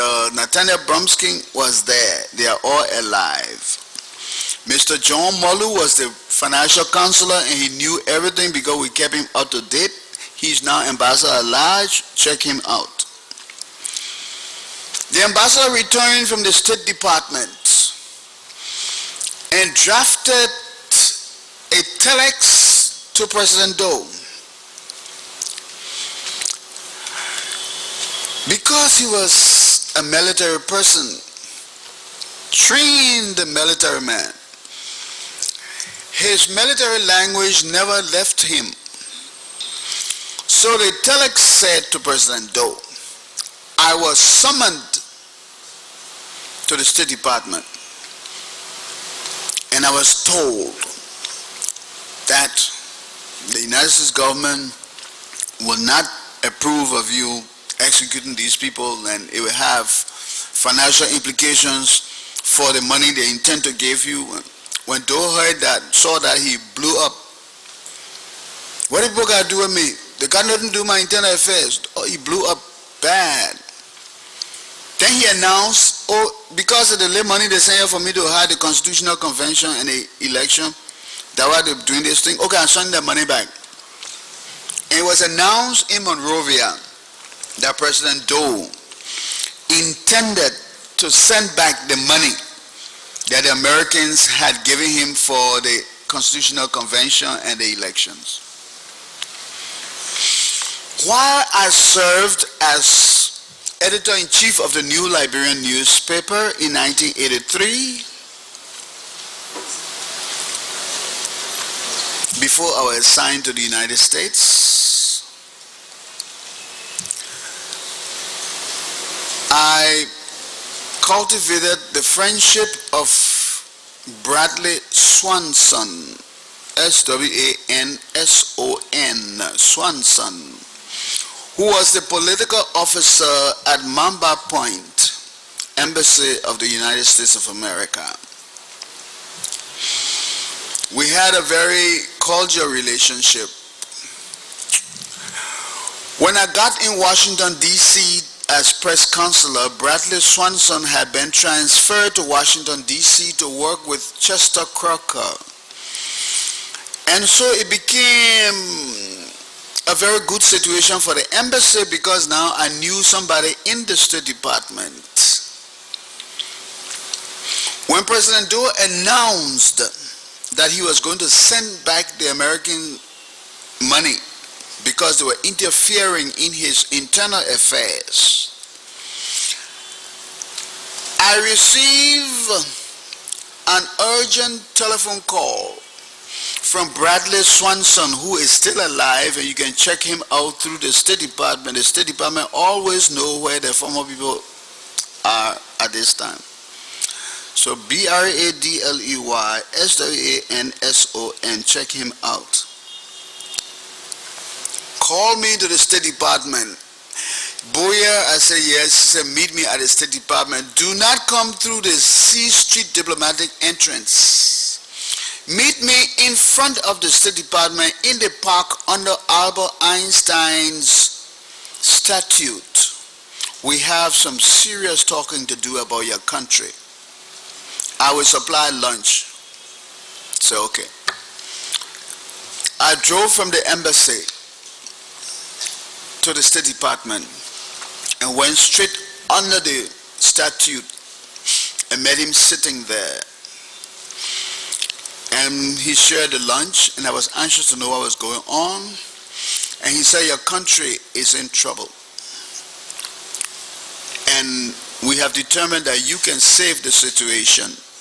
And I say, how? He said, did you hear the announcement from your president? I say, yes. He said, the United States will not take that kindly. He said for almost 10 years, we have given that man everything he requested of us. Now he wants to slap us in the face by telling us he's going to send back that money to us. He said, I'm telling you, do anything you can do to stop that money from coming back to Liberia. Because I'm to the United States. He said, if that money is sent back, it will not be good for your country. We will not take it with our hands down.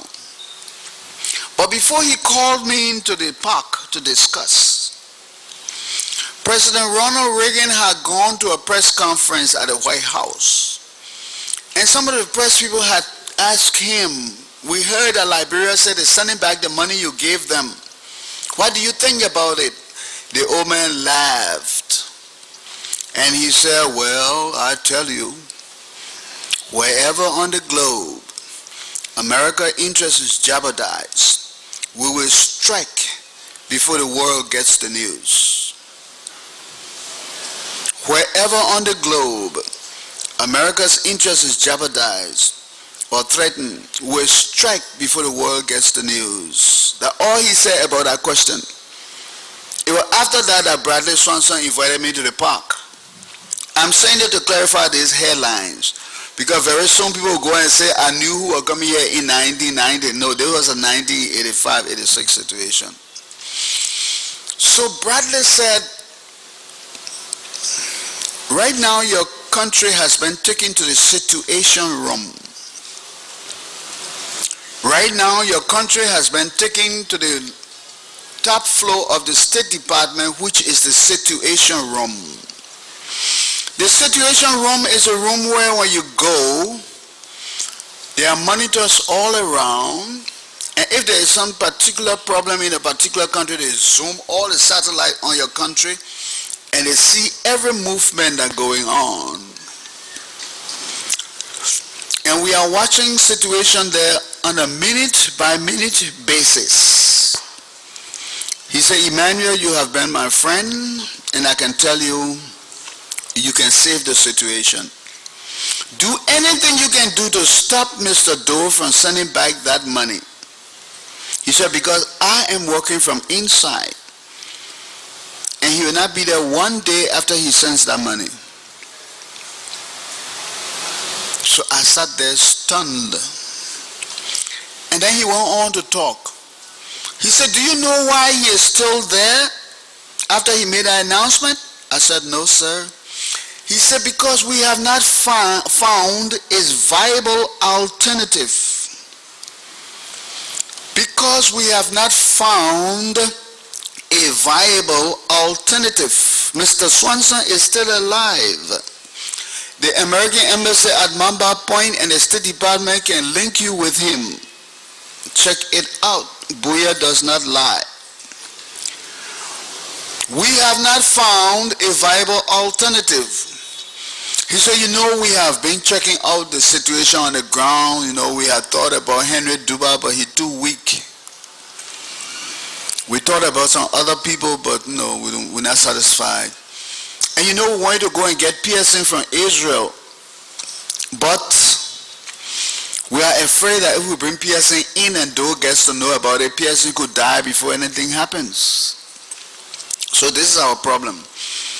So the State Department, knowing that I have worked in Liberia before as the political officer, has contacted me to see what we can do to stop Doe from sending back this money so that we do not have to take action.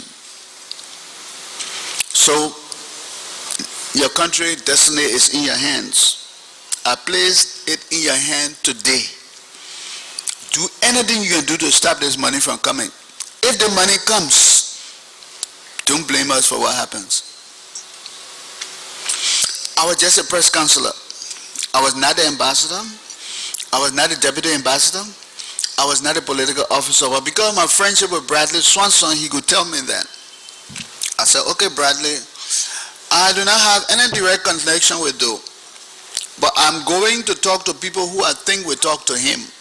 And if you say that if we don't send the money back, everything will be all right, I can guarantee to you that we'll make everything all right. I left the State Department and I went straight to the office of Mr. John Molu, who was a financial officer, the same John Molu who was in charge of Maritime, who is now ambassador. He's still alive. Check him out. I said, John, we're in trouble, man. He said, what happened? I said, our mayor in Moravia has said something again to stir up trouble. And I explained to John Molu the situation. John Molu said, well, the only thing I can tell you is that I need to get on the telephone and call Gao Jones because he's related to Doe, and right now he's in Switzerland attending a conference. So I told him, John, that conference he attending is zero. Because if something happened back home, he's not going back. So call him now while I'm standing here. Tell him to get the next available plane and come to Washington, D.C. for damage control. So John Molu called Minister Jones while I was standing there. In a few hours, Minister Jones arrived in Washington, D.C. The next day, we met at Mr. Molu's office. We explained to Minister Jones what had happened and what the people said. And they told us in no uncertain terms that if Doe insulted the United States by sending back that money, he will not be in the mansion one day after he sent it back. I mean, they made it clear. So we told Gao Jones, we brought him, and that I was in touch with Bradley Swanson and a guy at the Liberian desk called Joe McBride. And I was going to arrange a meeting with Gao Jones, Joe McBride, Bradley Swanson, John Molu, and myself in John Molu's office. Because the State Department had told us that we do not want to deal with the embassy of Liberia for this time. And we'll not deal with the ambassador until he leaves. They said because he is the cause of this problem. Then Swanson told me, he said, don't your ambassador have sense? You say he's been chief of staff, he doesn't know how things operate. He doesn't know that for every telephone call or fax or anything that goes out of the United States from an embassy here, there is an automatic copy retrieved by our NSA. He doesn't know. He is the poisonous pen that stirred Doe up. He said that one reason why we didn't move on Doe, because he stirred Doe up. For every telephone call or anything that leaves the United States from an embassy in the United States, an automatic copy is retrieved by the NSA. If it happens here in Liberia, they will, the people invasion of privacy and this and this. The most democratic country in the world, they got their setup there. You talk nonsense, they will hear it, they will deal with you. I came to tell you how the world runs 101. That's the course, how the world runs 101. So Swanson said, we do not want to deal with the ambassador. For the period of this time, we deal with you and John Molu. We'll not deal with anybody in the embassy. And you are not authorized to discuss it with the ambassador. So yes, sir. Why? Because those people don't joke.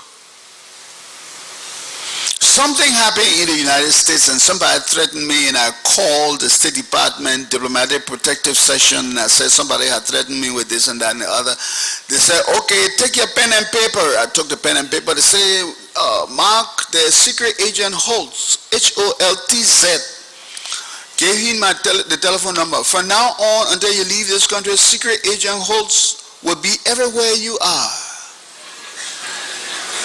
You will not see him, you will not know him, but he will see you. Before you leave Washington, D.C. area to go to New York or any part of the United States, inform the protective services of the diplomatic service, and secret agent Holtz will be there where you are going before you arrive. You will not know him, but he will know you. So for the time I was there, secret agent Holtz would call me once in a while and talk with me. I never saw the man. I don't know whether he living or dead. Knowing all that, when they told me that I had no authority to tell the ambassador what was going on, I knew I was not going to joke with myself. So I didn't say anything to the ambassador. Minister Jones arrived. I brought Bradley Swanson from the State Department, Chester Croker's office. I brought Joe McBride from the State Department, head of the Liberian desk, into John Molu's office. We started talking. We had already briefed Minister Jones on the whole thing, and he agreed to cooperate. We arrived for the talks, and the American guys, young guys, they just talk anyway, because they're powerful, they talk anyway. So they start talking, and the way they were talking is as if we were staying with them. Then Jones got vexed. Jones said, but look, let me tell you, after all, we are a sovereign state. We control ourselves. We not honor you. We are a sovereign state. The man said, oh, you sovereign state? Okay, thank you. He said, Emmanuel, I'm gone. Keep your sovereignty. He walked out of the room. I went to John Molu. I said, you better talk to this man. I'm going to bring those people back here. You talk to this man. Calm him down before I come back. I begged the two guys to return. They returned. By that time, Minister Jones had calmed down. And Minister Jones said, oh, Bradley, you are my river boy. I was just joking with you. So we arranged a meeting between the Deputy Secretary of State for African Affairs and Minister Jones and their staffs, including Molu and myself from the embassy. The entire embassy staff knew nothing about this operation except Molu and myself. Molu was the finance man, I was the public affairs man. But because Molu was my friend, I could get him because he knew Gar Jones and Gar Jones knew Doe. That was a network. We went to the State Department. But Brother Swanson gave us a very good lesson that day. He said, when you go to the State Department, we are going to be meeting for 30 minutes, maximum 45 minutes. He said during that interaction, they will ask you a question. Does Doe intend to send back the money? The answer you gave will determine your destiny. So you should know how to answer. So they left and were hanging head, and I told Minister Jones, I said, you know what happened? You know how situation happens in Monrovia. We could be here, try our best to stop something from happening. Somebody could pump somebody up in Monrovia, they could make another announcement that would spoil the whole thing. By that time, President Doe had gone somewhere out of Monrovia, Liberia, in that interim. And that is when they wanted to strike before he get the news.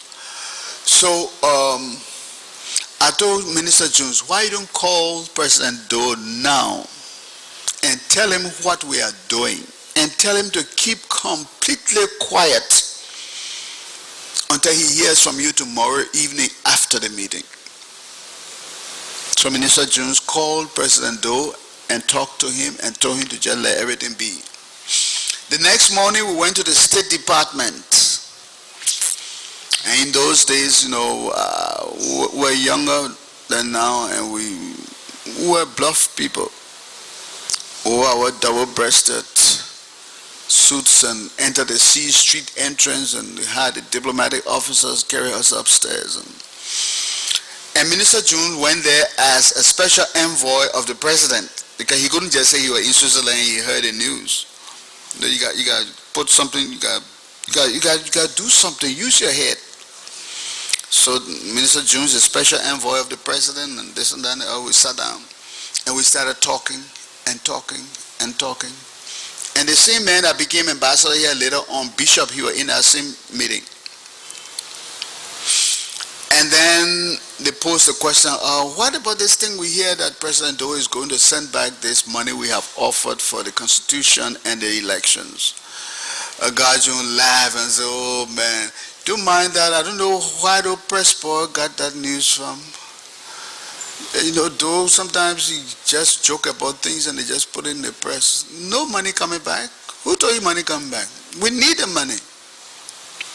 And everybody calm down. The meeting should have lasted 30 minutes, maximum 45 minutes. When those people heard that the money was not coming back, the meeting lasted 90 minutes. They were doing all the talking. And some of what they discussed, you can read it in my book when I publish it later on. What the end of that meeting was that we didn't ask, they offer us additional assistance to build military barracks at Shuffling. And that is when they gave the money to build those 2-story buildings. When you're coming from, some of them not finished yet. That was the day they gave the money for the 2-story building that the government never asked them for. That is why I said that I was called and to discuss the successor, because on that day, if things had gone bad, they would have forced Liberia to have a new leadership. A lot of things happened between 1970 and 1990. And as I said, God always put me in the middle of things. I do not plan it for myself, it just happened. That's why when they start to talk about a lady who they say were behind all these things here, I just feel sorry for her, because sometimes you don't plan things to be inside, you just find yourself inside. And I have found myself in a lot of mess. So today people criticize me, I don't talk. Because my father said you make a bad bargain, you stick to it. And I have been sticking to my bad bargains, knowing very well that in the fullness of time, God will allow me to explain. And the fullness of time has come.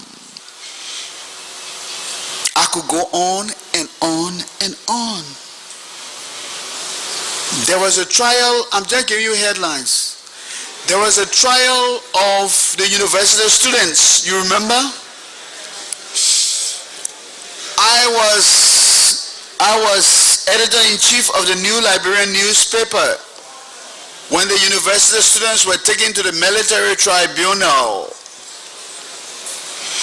I was editor-in-chief of the New Liberian newspaper when the students were taken to the military tribunal presided over by General Blamo. Judge Advocate General, no, head of the Supreme Military Tribunal. All other press groups were barred from covering the story. All other press organizations were barred from covering the story except the government press. I must make that very clear. I was editor-in-chief. I had nothing to do with that, but that's what the government said at that time, or that's what the tribunal said. And so we went to cover the military tribunal and the students that included Siafa Blackie, that included one Mr. Brownell, that included Ezekiel Pajibo, and I do not have my notes here, so I don't know the other names, but those are the three I know. When the story started in the courtroom, when the students arrived from prison, there was great jubilation in the halls of the Temple of Justice. That was where it was held. And in the yard of the Temple of Justice, there were all these people shouting, Uhuru, Uhuru, and other slogans. These boys were very animated, and they went into the courtroom with their fists in the air. Then the trial started. They looked around and they did not see the private press, the independent press. Only the government press was there. And I was covering the story.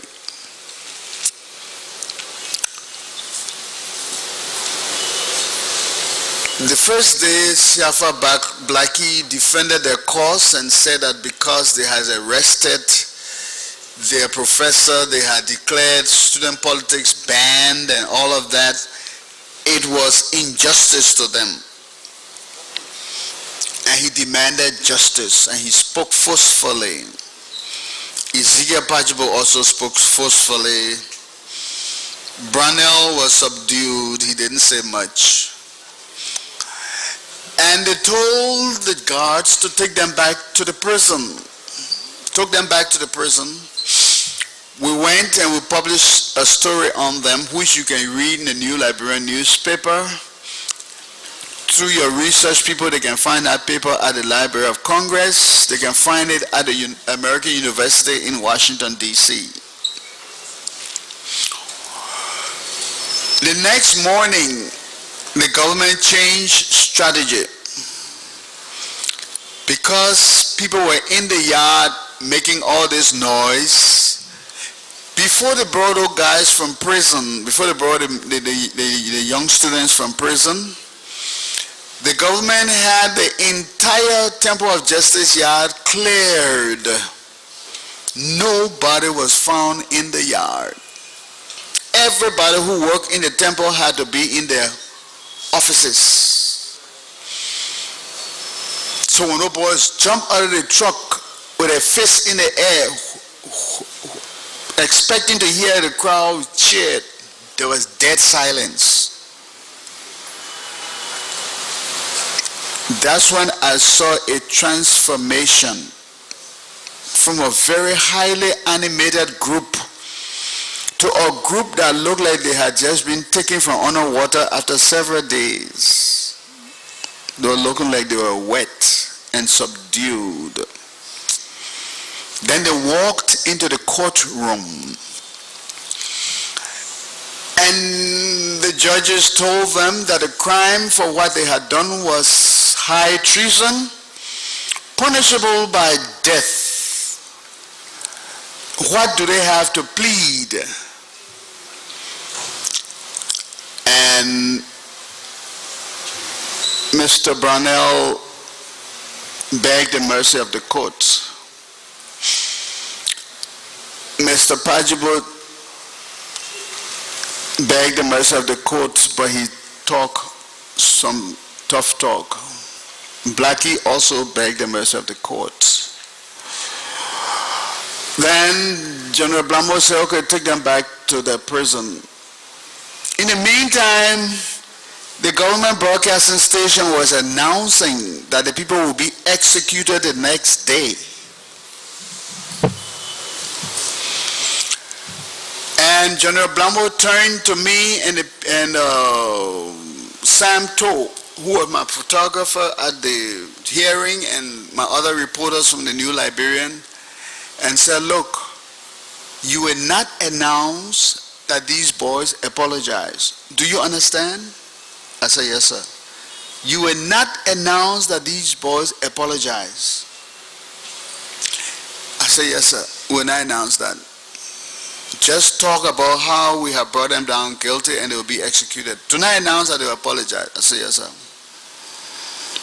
Then I went outside thinking about why is it that the government would not be interested in letting the people know that these students apologized. I found out later on that it was an orchestrated situation where the boys would not apologize, and that though in his own magnanimity would grant them clemency.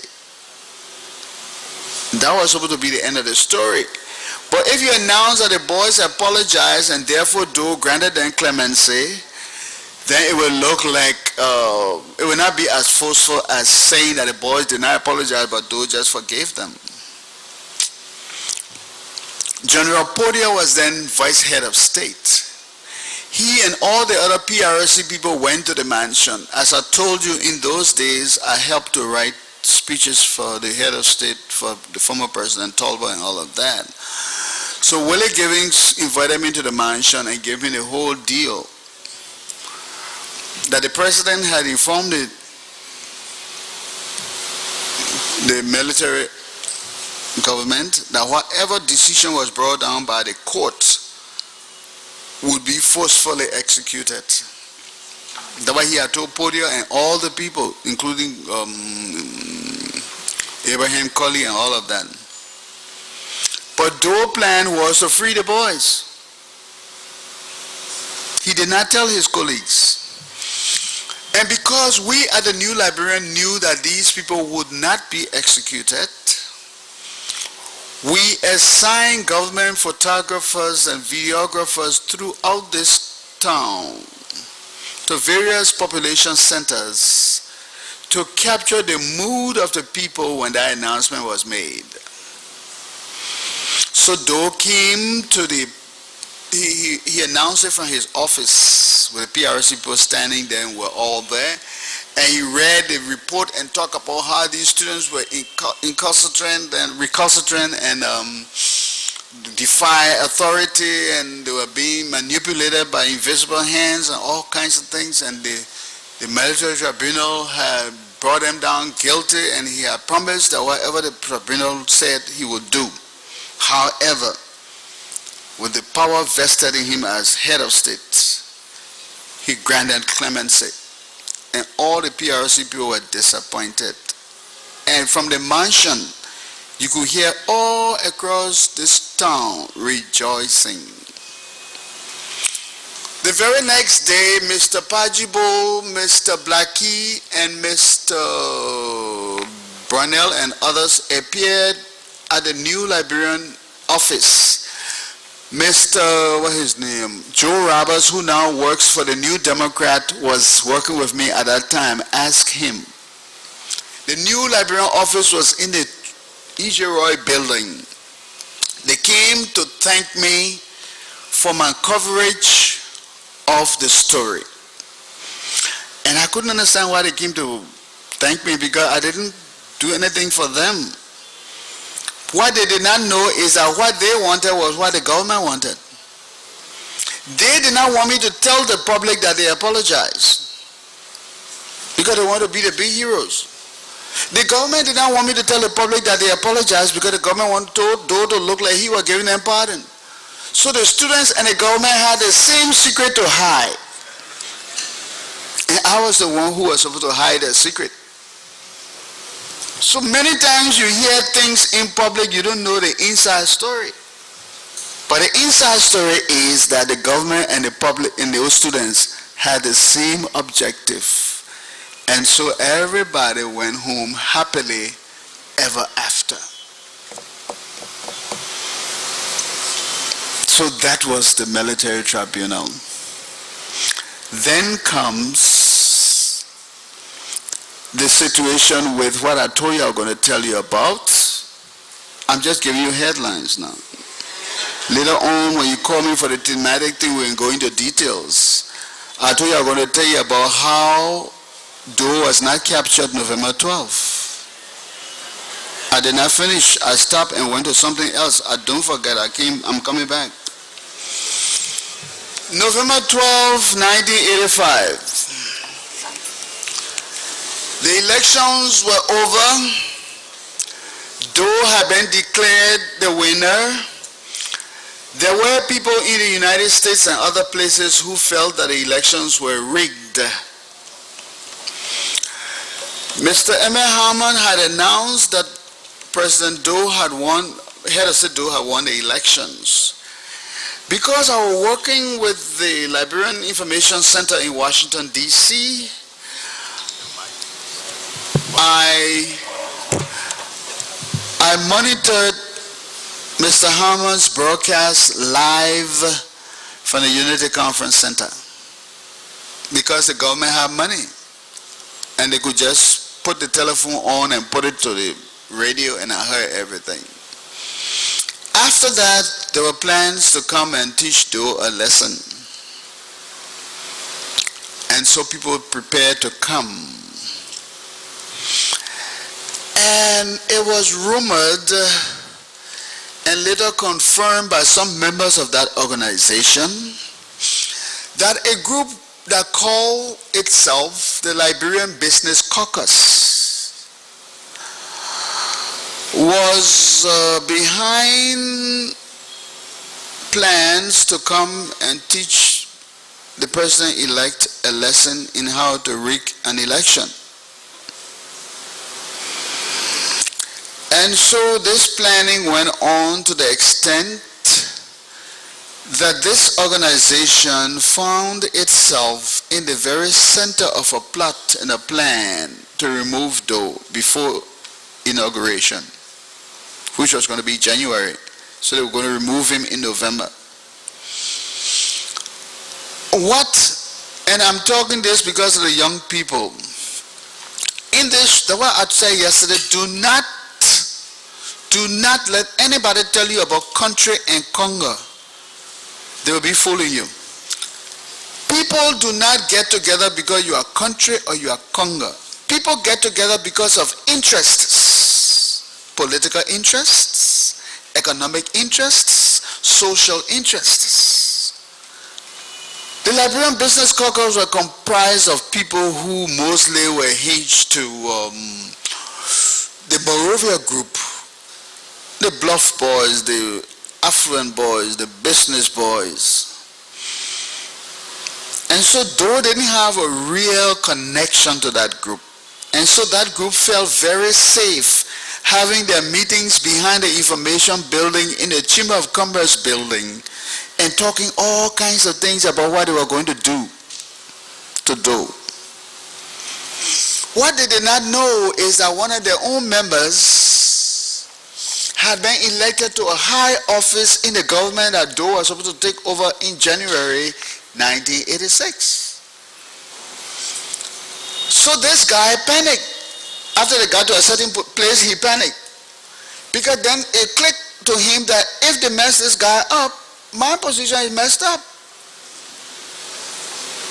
This guy got nothing to do with Doe. He's not even from the southeast. He's not Bassa, he's not Crew, he's not Loma, he's not nothing. He's from the newcomer group. And the newcomer group are those who came from Caribbean island. So this guy, on November, the eve of that invasion, the guy flew to Tucson. Doe had been in Tucson, and the people who were going to plan the invasion were in Freetown, Sierra Leone. I believe if you want to know about this, go on the internet and plug in Dr. Famule's website. He has a 25-page letter outlining this whole thing, including the names of all the people involved. So you got your homework, do it. So this guy flew to Tucson and told Doe in Tucson that you're sitting down here, the people are bringing an invasion tomorrow morning. And it will start at 5. So Doe, having his military sense, concluded that if this guy could come and tell me about what his friend's doing, then I do not need to tell him what I would do, because he could go and tell his friends what I would do, and then any side I win, he will be part of that side. So Doe just told him, okay, I hear what you said. I will take care of it. And Doe told me he told the guy to leave, and the guy left Tucson and came back to Monrovia. That evening, on the eve of the invasion, Doe quietly and secretly got in his jet, twin-engine, small blue jet plane and flew from Tucson and landed at Spring Field under the cover of darkness. Got into a tinted glass car and drove to the executive mansion.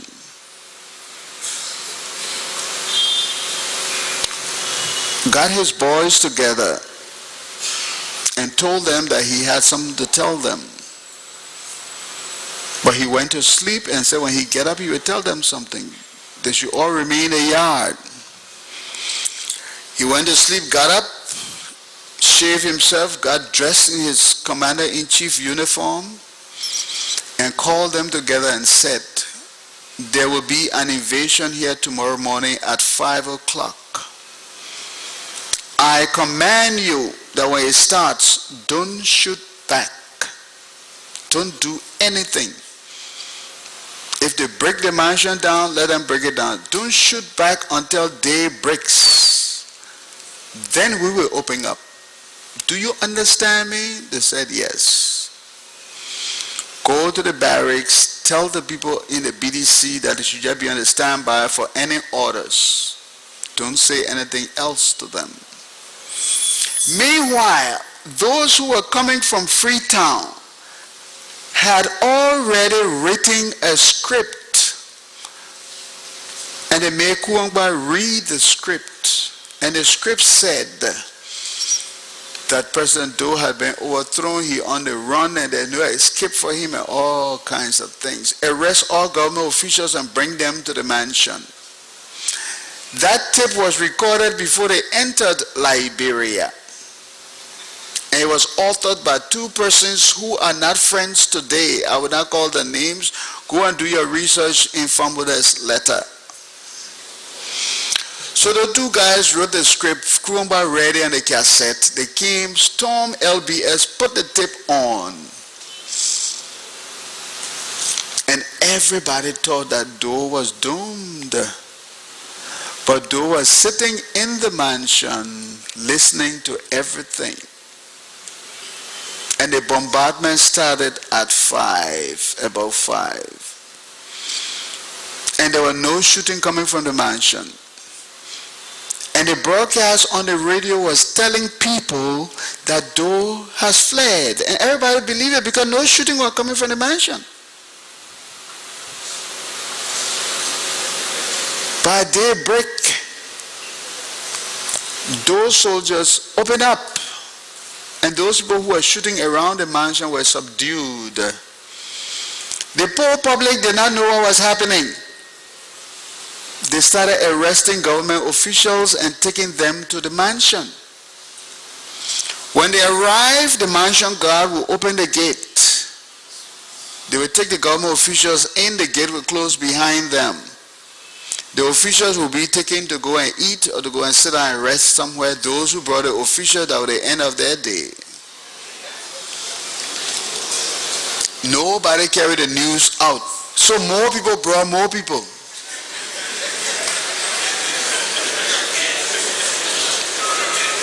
I was seated in Washington, D.C. as press counselor. But I had access to what was happening because I was in touch with people working at the information ministry, the mansion, and other places. And after the occasion, I got my briefing. So wave upon wave of people brought in government officials. They were arrested, and nobody heard anything. In the meantime, the commanding general, former commanding general, was in front of LBS walking up and down and talking about how he did not come to share blood. It was videotaped, and I saw the videotape. He said Grand Judah and Nimba are the same people. He did not come to share blood. He just came to liberate the people from Doe dictatorship and all of that. Well, that's what he said. And things were going on that he didn't know. He didn't know the tide had turned. At one time, he looked at his watch and he said, Papa said that at 2 o'clock the helicopter will arrive. We don't know who is Papa. The helicopter never arrived. How did Doe come back to power? There was a gentleman called Mansfield Yancey. Mansfield Yancey was a military intelligence expert. He worked 9 years under President William V.S. Tubman before Talbot came to power. And when Talbot came to power, he continued in military intelligence.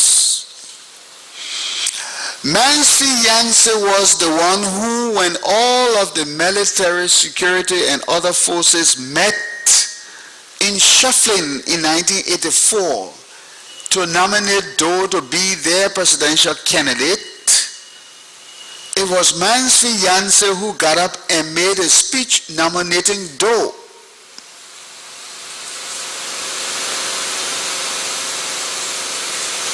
With Kuangba invasion, Mansfield Jansen knew that his day was done because they will remember who dominated Doe. Now, before you get confused about the fact that Doe got nominated in a soldier barracks, and you say why he didn't get nominated in a party headquarters or somewhere, I must tell you that Doe was not the first to get nominated in a soldier barracks. History in Liberia and many places usually repeat itself. Mr. Barclay was about to leave office in 1943. There was one James Cooper who was supposed to be running to be president. James Cooper and Barclay were all settler people, and James Cooper was tough and said that he was going to audit Barclay when he becomes president. And Barclay knew the implications of what an audit could do, because before Cooper started to agitate against Barclay, Barclay had already confiscated Charlie King property. You know the International Trust Company? Down here they call it something else now. What do they call it? IB? Okay, the IB Bank, that's Charlie King's property. Barclay confiscated Charlie King's property. When Tubman came back to power, he gave it back to the old man and made him ambassador to the United States. So Barclay knew what it was to be audited, because then his property could be confiscated too. So Barclay panicked and decided to play the regional card. And his argument was that we always got presidents from these three original counties, Maryland, Monserrato, Bassa, and Sino. So this time we have to get a president from the new county. And the new county in those days was Maryland. By that time, Tubman was Associate Justice, a very sociable man, come to town, hang out everywhere. All the boys liked him. All the women wanted to be around him. And the women used to call themselves Tubman Good Type.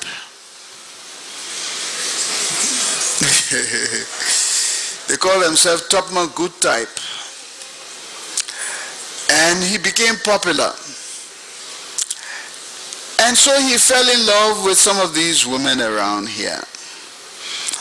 And one of the women he fell in love with was Barclay's niece, Antoinette, after whom the Antoinette Tubman Stadium is named. So Barclay said, well, it's time for Maryland to produce a president. Tubman was married to his wife, Martha Prout, but when he came to town, he was taken care of by Barclay's niece. So Barclay wanted his niece's boyfriend to be this president, because if that happens, then Barclay thought he could control this boy from Maryland. So Barclay hurriedly took Tubman to United States and introduced him to President Roosevelt as the person he intended to carry as president. President Roosevelt gave his blessing and everything, because in those days it's like the king about to get old and bring his older son and said, this is the king. So all they said, the king is dead, long live the king. So they came back, and Mr. Cooper and his people said they would not stand for a Tubman being president. Number one, they said he didn't know too much of book. Number two, because he went to Kipama Seminary and he didn't go to Liberia College like the other people. Number two, they said he was a womanizer. Number three, that he loved the booze and all of that.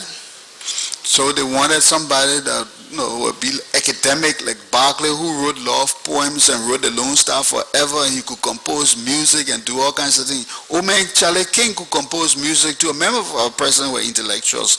J.J. Roberts left the presidency and went to teach at the University of Liberia and became president of the university. Liberia College in those days. So they wanted somebody that would come down that strain of being a philosopher, a poet or something, and Tubman was just a happy-go-lucky guy who everybody just liked. So when Barclay found out that it was going to be difficult for him to nominate Tubman, and it started to become clear that Tubman was not going to be nominated, because even the people in the Tree Party had started to say they would not nominate Tubman, Barclay arranged to have his caucus for the Tree Party for the purpose of nominating his candidate. And the place that Barclay chose to have his caucus was the Barclay Training Center, the military barracks, BTC. Instead of going to the Tree Party headquarters, he called for a convention of the party in the BTC, 1943, to nominate Tubman. And of course, it happened in the evening. It happened in the evening. And when it happened in the evening, no one could enter the military installation except with the expressed invitation of the commander-in-chief of the army. Because why would you want to be at a military barracks in the night when nobody called you there? You could be charged with something. So they went into the BTC, and only those who were now invited by President Barclay could enter the BTC. And there where they had a nomination of President Tubman to become president of Liberia. The next day it was broadcast all around here by word of mouth that Tubman had been nominated. So when Doe repeated it in 1984, it was not a strange thing. Our children will always imitate what we do. So we should be careful what we do. Even if our children don't know what we did, by some means they try to imitate something. And so though then were imitating what Barclay did in 1943. And so Mansfield Yancey was the one who got up and nominated Doe to be the president of Liberia, representing the military and the security forces. On that day, all former immigration officers, all former officers of the NBI, the National Intelligence and Security Service, the Quick Action Bureau, the police, the military, every branch of the government, whether you are active or not active, you had to appear at shuffling. And it was at shuffling that they nominated Doe. After Doe got nominated and the elections went on and everything went going time for them preparing for inauguration, he announced the appointment of Mansfield Yancey as ambassador of Liberia to the Republic of Guinea. Mansfield Yancey, who has nominated him, was now declared ambassador to Guinea. All this was in the works when the Liberian Business Caucus machinery was also working. On the day of that invasion, this military intelligence expert Mansfield Yancey listened keenly to the tape being played on ELBC. Over and over and over they were playing that tape, that same tape. Mansfield Yancey, knowing very well that if this thing had succeeded, he would have been in trouble, approached government authorities and told them that it was not Kuongba speaking on the radio. It was a cassette of a recording of the voice of Kuongba. It was not himself.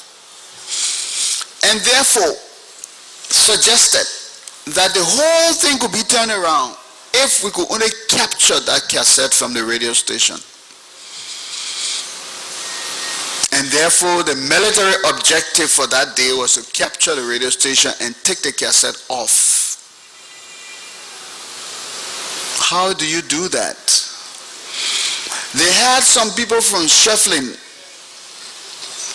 counterinsurgency people, to come to the radio station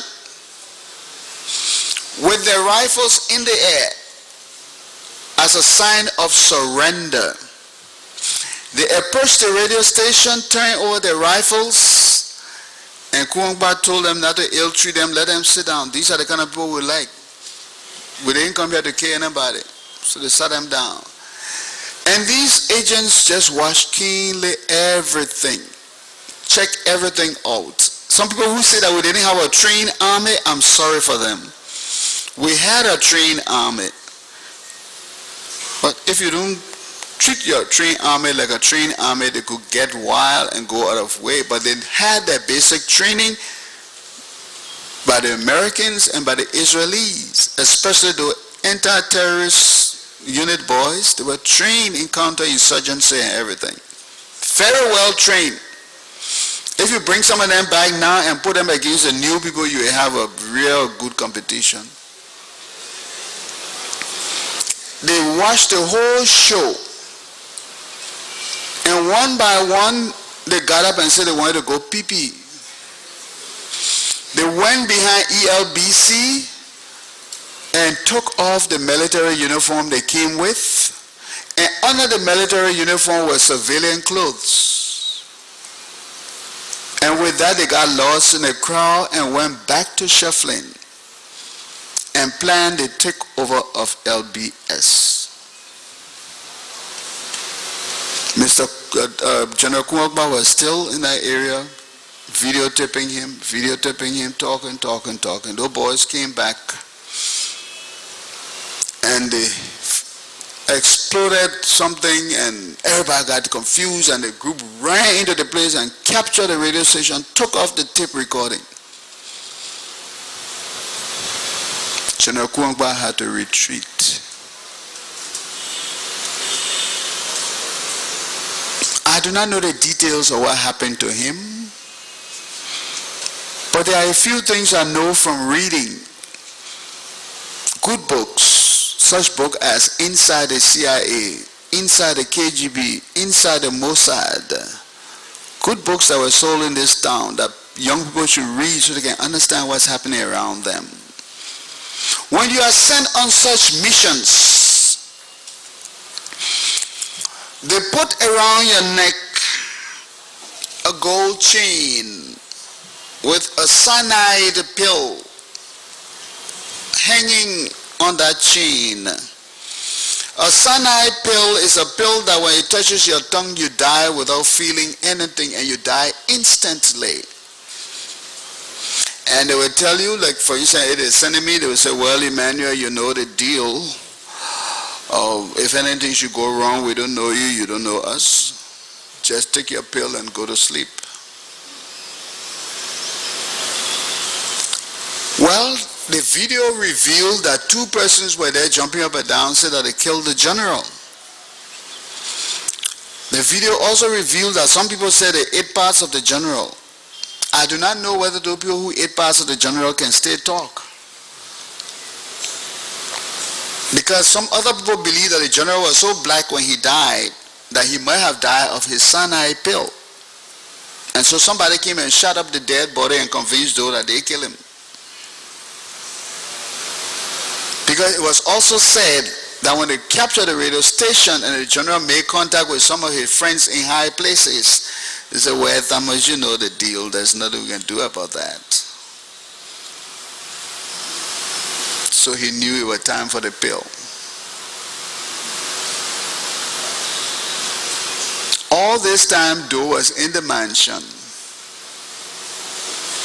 And Doe came from the mansion, drove to LBS, and made a broadcast.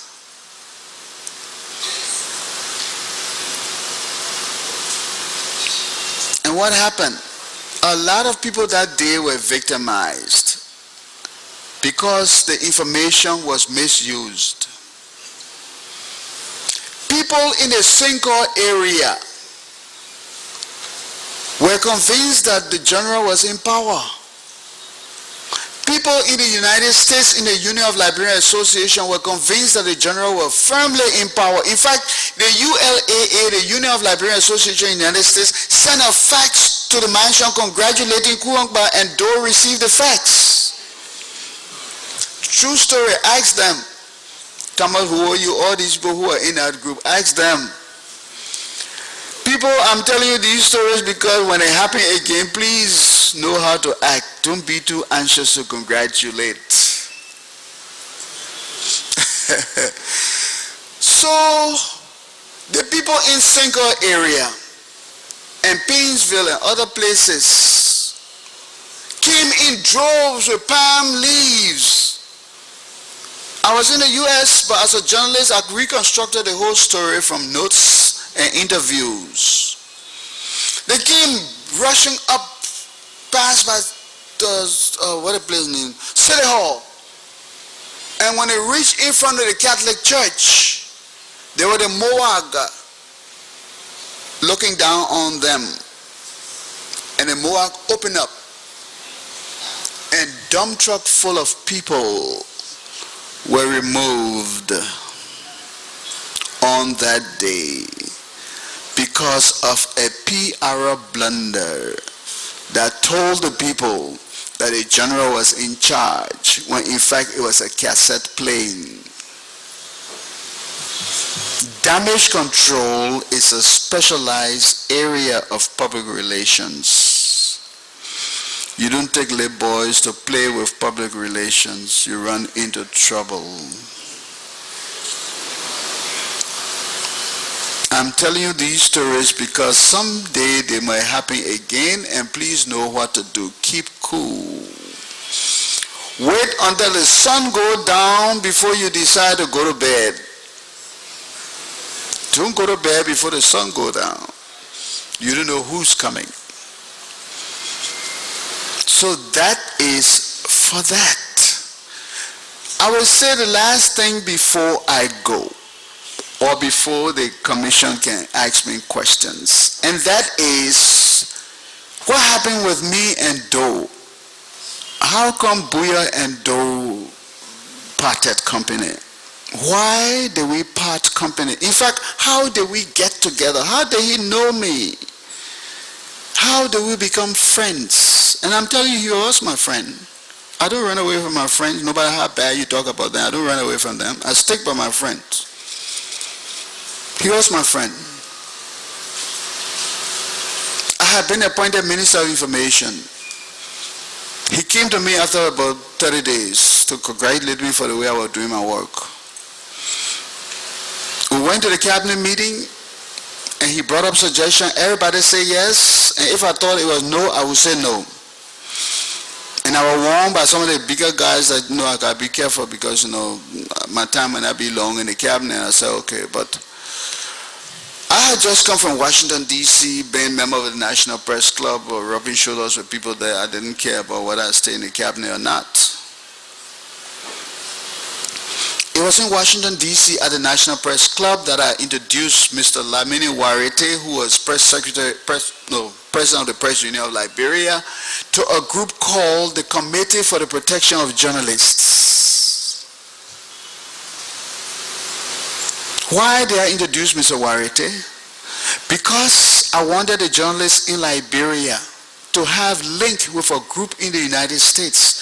So when they got in trouble, like they usually get in trouble, it will not just be a Monrovia trouble, it will be a trouble that the journalists in the other parts of the world will cry out and support them. Mr. Lamini Warite is alive. He works with the Telecommunications Corporation or Commission or something. But ask him. When I was Minister of Information, a lot of newspapers got closed down in this town. A lot of radio stations got banned. But I challenge anyone to say that I did it. It was done by the government through other agencies. The president would tell me, go and close that station down. I would say, yes, sir. I would go home, eat my food, and go to sleep. He would call me back. I told you to do it. I said, yes, we're working out the modalities. Nothing will happen. He would get angry and order somebody to go and do it, and they would do it. Oh, beautiful for patriot's dream that sees beyond the years. Not because the president said, do something, just jump out and go do it. See beyond the years when you have to account for what you do. So I challenge anybody in this country or outside this country to say that Bowier came and did this. Or Bowier lied on us and we went to jail. I was the one in the background begging for radio stations to be open, and I got several examples, but I'm not going to give it until somebody opened their loud mouth and lie on me. So as I was saying, Doe came and congratulated me and all of that. Warite and myself became friends when he was in the press union as president. I was Minister of Information.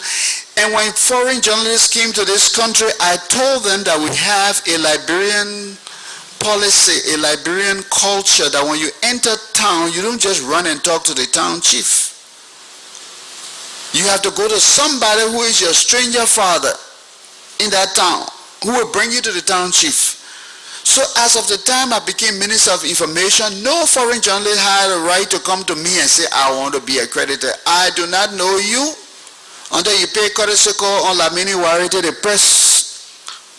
president of the press union, who will bring you to me. Then I know you. Why? Because you follow our culture. You got a stranger father to introduce you to me. By that, I empower the press union. So there was a time in this country that foreign journalists came, went straight to the mansion, got thousands of dollars for public relations, wrote all kinds of things, ignored the Liberian press. And I was in the Liberian press. I was a member of the press union. And when I became minister, I reversed the whole thing. And everybody had to respect the press union. I thought to make that point clear. We went to cabinet meetings, and in the cabinet were very few there. When I got there, I was the youngest at that time, and then Shaw was next to me in terms of age. I mean, I was next to him because I was below him. And so, even when the cabinet had recess, I could only talk to Shaw because everybody else looked at me like I didn't belong there. So later on, Doe called me and said, I had you been Minister of Information before. I said, yes, sir. He said, he now Director of LBS. I said, yes, sir. He said, but I think he feel that he's supposed to be with us. So I want to make him, I want him to attend cabinet meeting. What do you say? I said, yes, sir, I agree. Let him come, he's my friend. So Al-Haji decided to attend cabinet meeting, and then Shaw came to me and said, Bowier, I'm surprised at you. I said, what happened, Shaw? He said, man.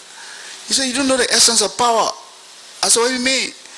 He said, you chairman of the board, you got a man working under you on the same cabinet with you. I said, well, sure, we'll do, man. Let him come, no problem. He's not taking manpower. We'll all be there. So Kroma was there, I was there. Another thing I will tell you again is that Mr. Taylor attended the cabinet meetings too. He was GSA director. No GSA director attended a cabinet meeting until Taylor became GSA director. And the reason is that Taylor was going around collecting 17 videos, 17 this, 17 that. And every time the cabinet met with the TRC, they would start fussing about who didn't have what. Somebody visited you and they see a person got a Zenith Betamax and somebody got a Sony Betamax, and they argue about how Taylor gave the person something better than the other person. So they always had to send for Taylor. One day, Joe got vexed and said, but why we got somebody man all the time? From today on, anytime we have cabinet meeting, you'll be here. So Taylor came to the cabinet meeting. So things happen here by time and circumstance. So what I'm telling you is that Joe one day, Joe sent his special security service man to my ministry. The guy came and banged on my door so hard, I thought I had done something. I opened the door and he said, the president said, I should tell you that he's going behind the mansion to play football with the executive lions. And he wants you to go with him and he wants you to play football with him today. He said, the president said, he know you ain't got no uniform. So go to Sam Burnett's sports store. I think it was Center in Kerry Street. Tell him to give you a complete set of Bowier uniform, everything, the whole set. He will pay for it. So, okay. I went there, told him the president said I should come. So they were anxious to sell. They gave me everything. They gave me something to tie around my head. They gave me the t-shirt. They gave me something to put around my wrist. They gave me the knee guard, the shin guard, the boots. They just gave me a surplus. So I got dressed like I could play, and I couldn't play. I went behind the mansion, the game started. Fred Blay is the perpetual referee, always there. Blew the whistle, we start playing. In about 10 minutes, I was completely exhausted. I started to walk off the field. Actually, Bernard said, Bowier. I said, yes. He said, where are you going? I said, I'm tired. I'm going to rest. But the chief didn't tell you to rest. How you can rest? I said, what? I am tired and I am going to rest. And I walk off the field. When those saw me walking off, he knew that power was shifting because I was no longer doing what the chief said. And I just come from America, I didn't have time for no chief business. So he yelled at me, Bowier. I said, yes, sir. You tired? I said, yes, sir. He said, go sit down. I was going to sit down anyway. But that is what I call power play. The chief had to tell you to sit down. Okay, so I went and sat down. When I went and sat down, he left the field and went under the plum trees where he usually sits. And asked the security to move everybody from that area. And he told me, come and sit by me. I sat by him. He said, Bowier, I know you don't play football. You know that. You're not a football man, I know you. He said, the only thing I don't know where you sleep in the night. You're always all around. I said, Chief, I sleep in my house. He said, you don't sleep in your house. I said, well, when you want me, you come and find me. I'll be in my house. So he said, I didn't call you here to play football, I said, yes, sir. He said, the thing I call you to tell you is very serious. But if I had told you in my office, you think I'm talking to you because I'm president.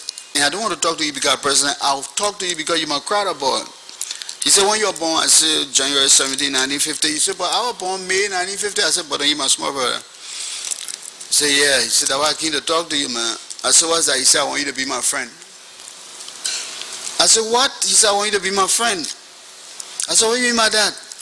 He said, you see all these people around me, all the ministers around me, they just fool me all the time.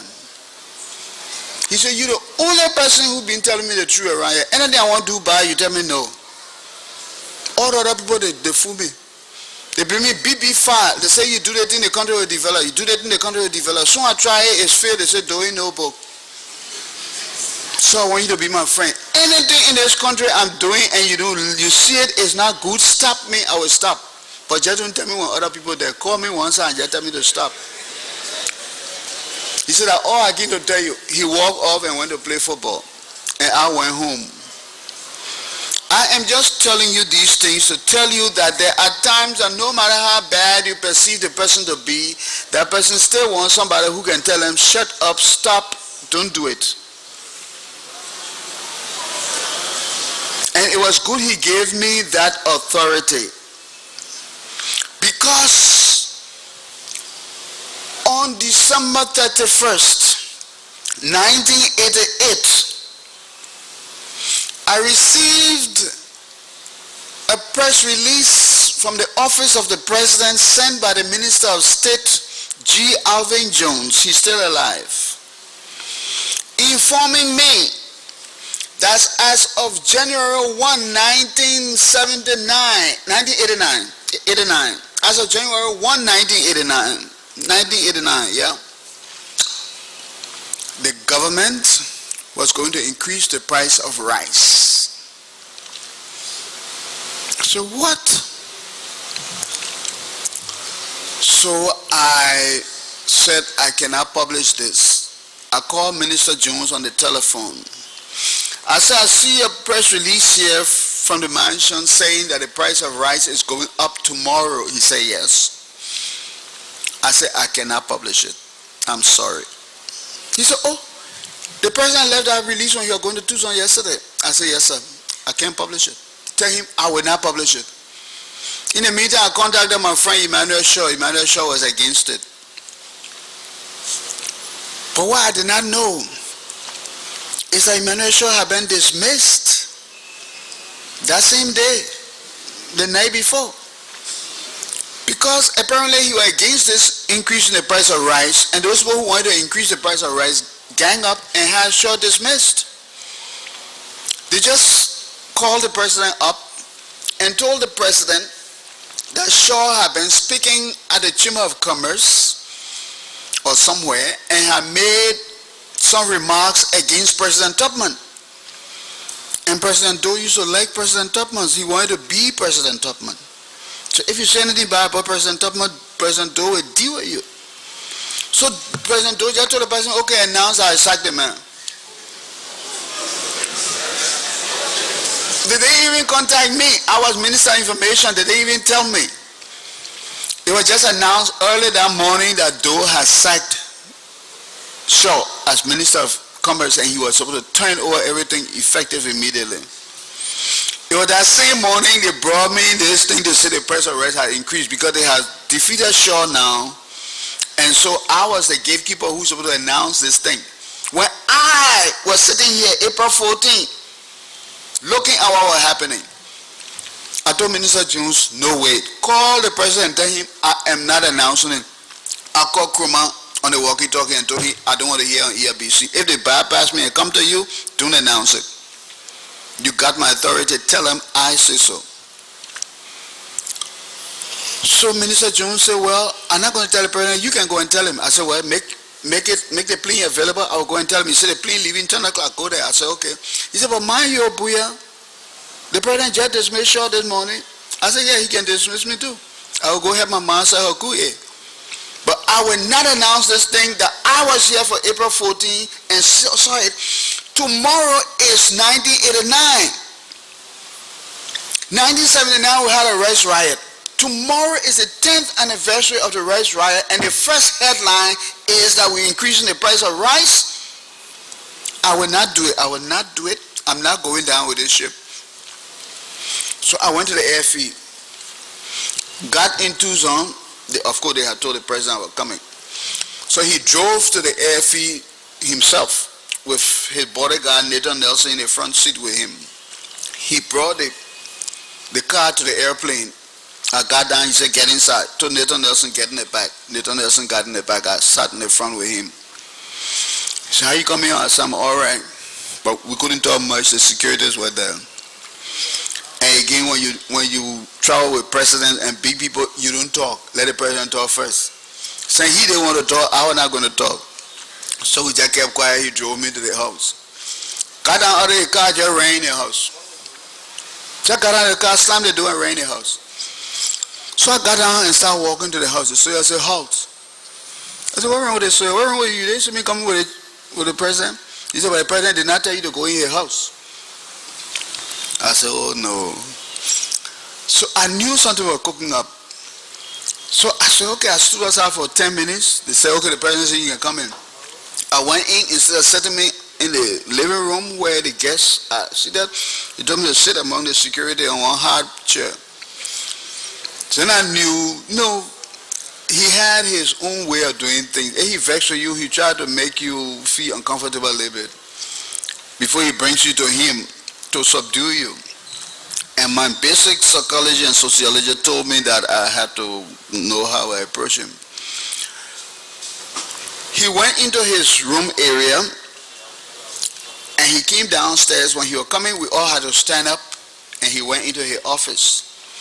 He spent about 15 minutes in his office, then he sent for me. When I got there, he acted like he had not seen me since the sun came up. Yeah, my man, what you say? The same man who drove me from the airfield. I said, Lord help. Anyway, I kept calm. I said, well, I came to see you about two things. He said, yeah, what are the two things? I said, number one, you dismissed Minister Shaw. He said, yeah, I dismissed him. So what? I said, well, it's your prerogative to dismiss anybody because we serve at your will and pleasure, but you said you dismissed him because he said bad things about President Tubman. He said, yeah. I told that short man to leave Tubman. Every time we're talking, he talked bad things about Tubman. I told him to leave the old man alone. What the old man did to him? So I had to calm down. So I said, well, I submit to you, sir, that he did not say anything bad about President Tubman. Here is the audio tape of the speech. Here is a copy of the speech on paper. Nothing bad was said. And I'm the Minister of Information. You dismissed the Minister of Commerce without even telling me. I heard it on the radio. He said, look, Bowier, let me tell you something here. That's your bad luck. That's your bad luck. He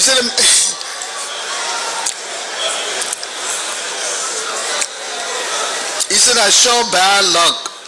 I told Shaw to leave the old man alone. So saying he won't leave the old man, that bad luck unto him. So tell me something else, man. I want to hear that Shaw been there over now. I finished appointing somebody else. I said, okay. The next thing I came to tell you about is I received a press release from the minister, from the mansion. Minister Jones sent me a press release that you want me to inform the public that effective tomorrow, New Year Day, 1989, that you are announcing that the government is increasing the price of rice. He said, yes. I said, is that what you really want to announce on New Year Day? Is that a good news you got for the people? He said, look, Bowier, let me tell you something. When I came to power, I said I came to defend the people's human rights. I didn't tell I came to get them rights to eat. You understand me? I said, yes, sir. He said, so go announce it. What's wrong with that? I said, well, let me tell you something. And usually when I talk with the president at that time, I do not address him as president. I tell him, I said, look, you know what happened? You are president and minister, we know that, but we are crowd aboard, so let's put the minister and president down one side. Let's talk crowd aboard talk. I said, look, if I were your opposition, and you announce that you're carrying the price of rice up, I will call party for 3 days. We'll just dance and drink liquor, have a fun time for 3 days. At the end of the 3 days, I will announce to the people that the same problem that brought trouble down, that the same thing you're looking for now. I said, do you know that tomorrow is the New Year Day, the 10th anniversary of the rice riot? And the only news you got to tell the people is that you're going to do the same thing again? He said, where the paper? I gave him the press release. He tore it up, put it in his basket. He said, let's go, let me show you my farm.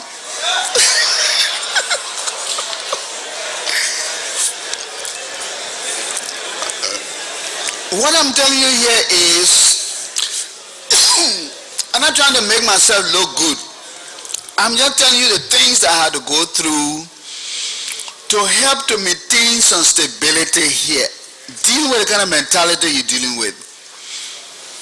You have to have the proper relations skills to know what to say, when to say it.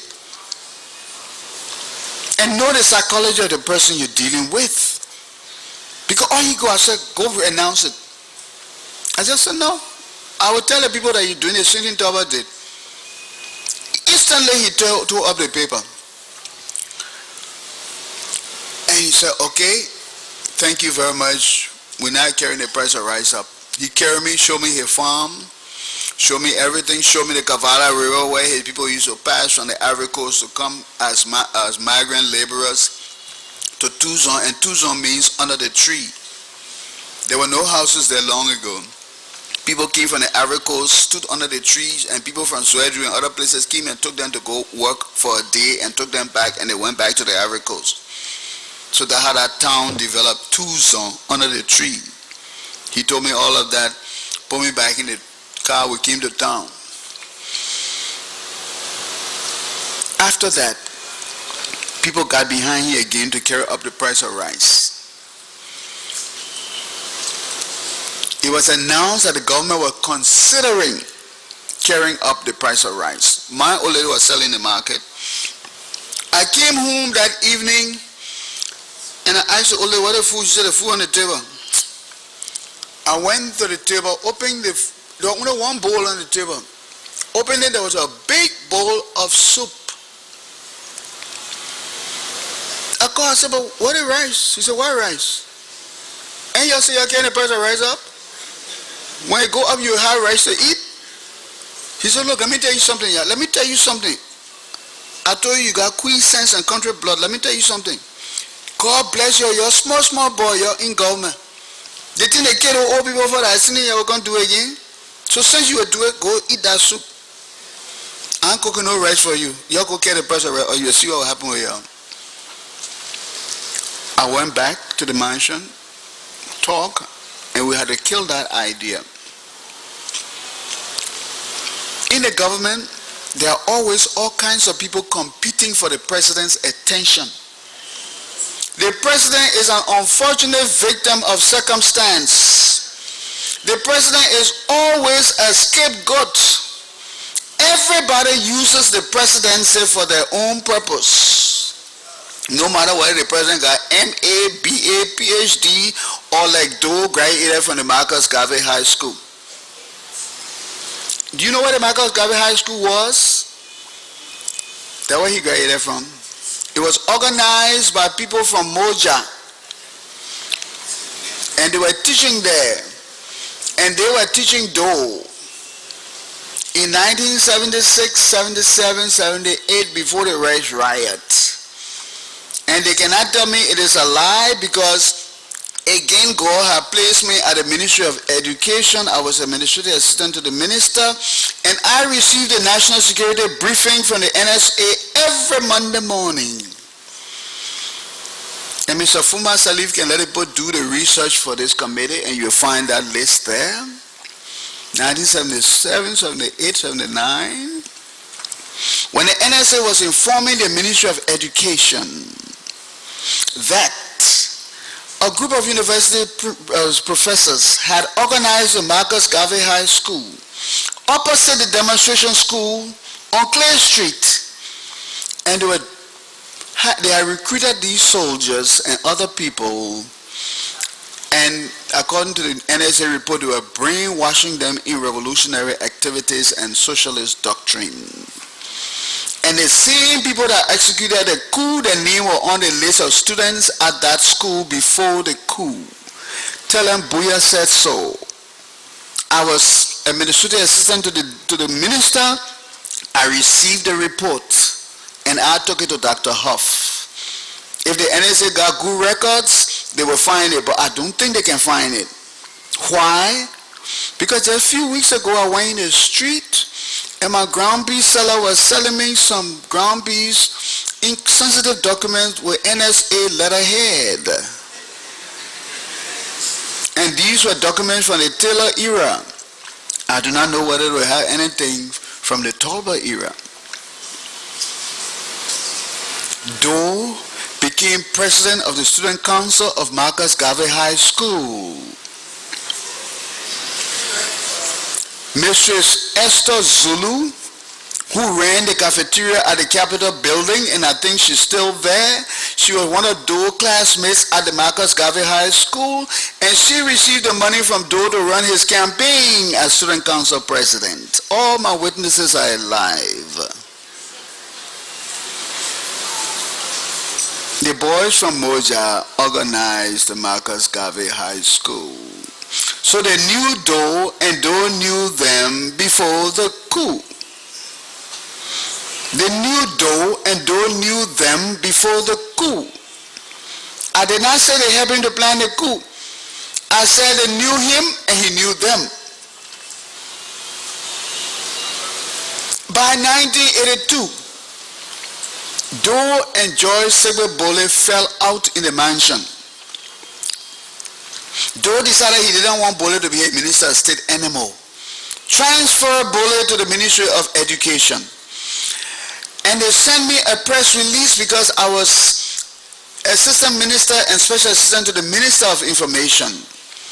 Sent me a press release to announce that Doe had been pleased to appoint Mr. Amos C. Sawyer as Minister of State for Presidential Affairs.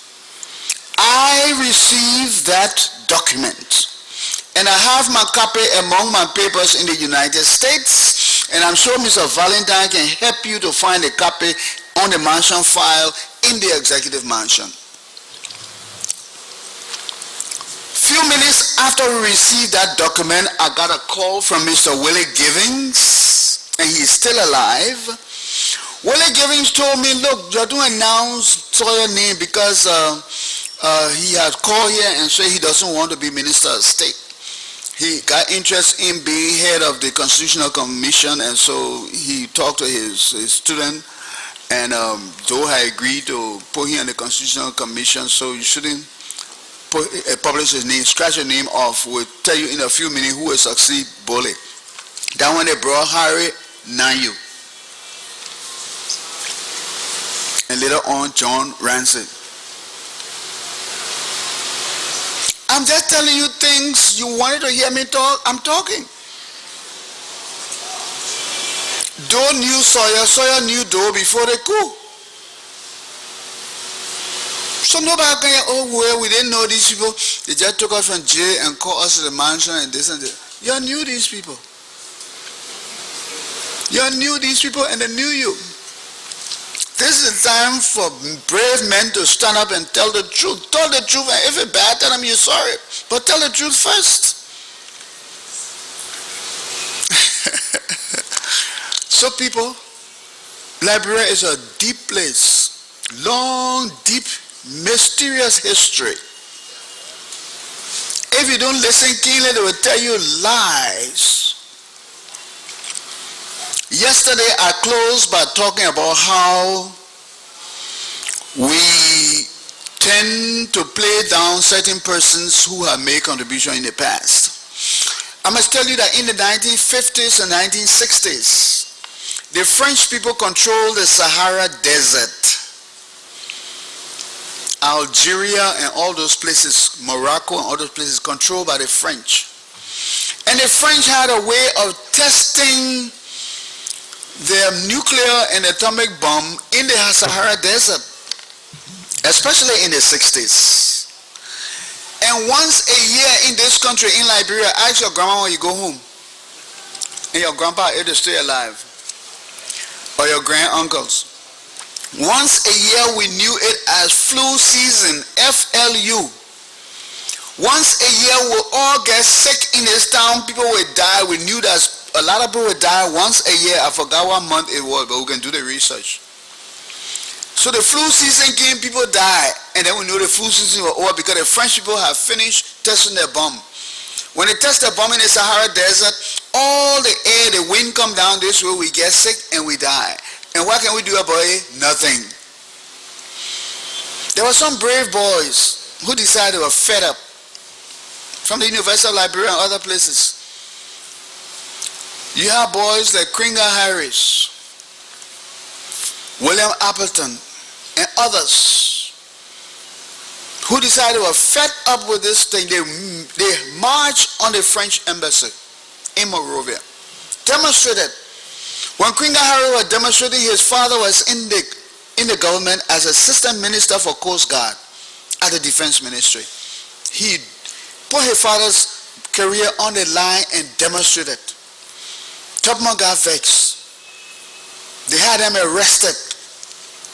Appleton later rebelled, went to the Soviet Union, enrolled at Friendship University, Patrice Lumumba Friendship University. Tubman got vexed with him, declared that he was no longer a Liberian citizen, when in fact there is no law to do that. You ever hear the president got power to say you're not a citizen anymore? But what happened with Appleton? And Appleton could not return to this country until Tubman died. There were no human rights group here to talk for Appleton. When Tubman said you are not a citizen, you are not a citizen. I brought that up to say that for every generation in this country from time immemorial, there has always been an element of young people speaking out. But the wrong thing we do in this country is that when that generation has passed and a new generation of people come to speak out, they act as if they were the only one on the scene and they were the first to do it. That's a lie. Today, I want to present to you Kringa Harris. Please stand.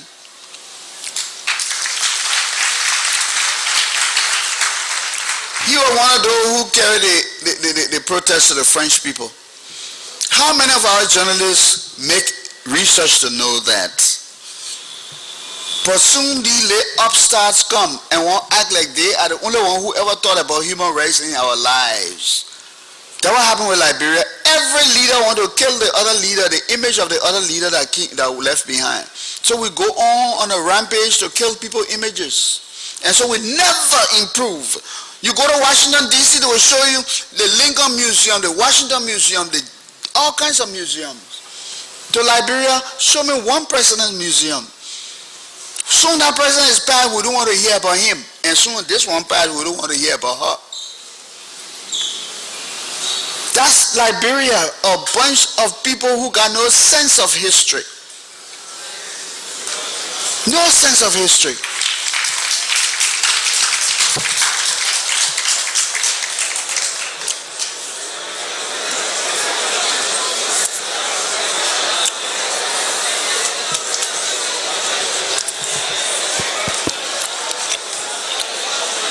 Excuse me, audience. Excuse me. Hello. We told you this morning. Please.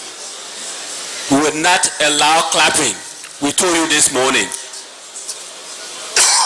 Thank you very much. Thank you very much. You see, I'm very happy. When I was leaving the United States to come home in 2005,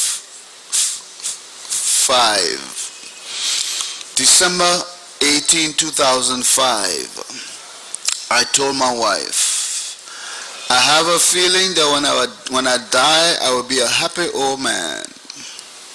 She said, what kind of happy old man? You ain't got no money. I said, that now I will be happy. I'll be a man who has passed on to a new generation a new idea of what Liberia should be. And I'm happy I can come home to address this crowd. To pass on to this new generation a Liberia that does not discriminate on the basis of how you look, how you sound, or where you came from. A Liberia that will respect you for what you can do. In 1975, the United Nations observed the International Decade of the Women. I was writing my final paper in sociology at the University of Liberia. And I chose to write on women in the struggle for national development, a review of women's suffrage in Liberia, 1944 to 1975. For that research paper, I interviewed a lot of women in Monrovia area on their view of women leadership in the future. This was 1975.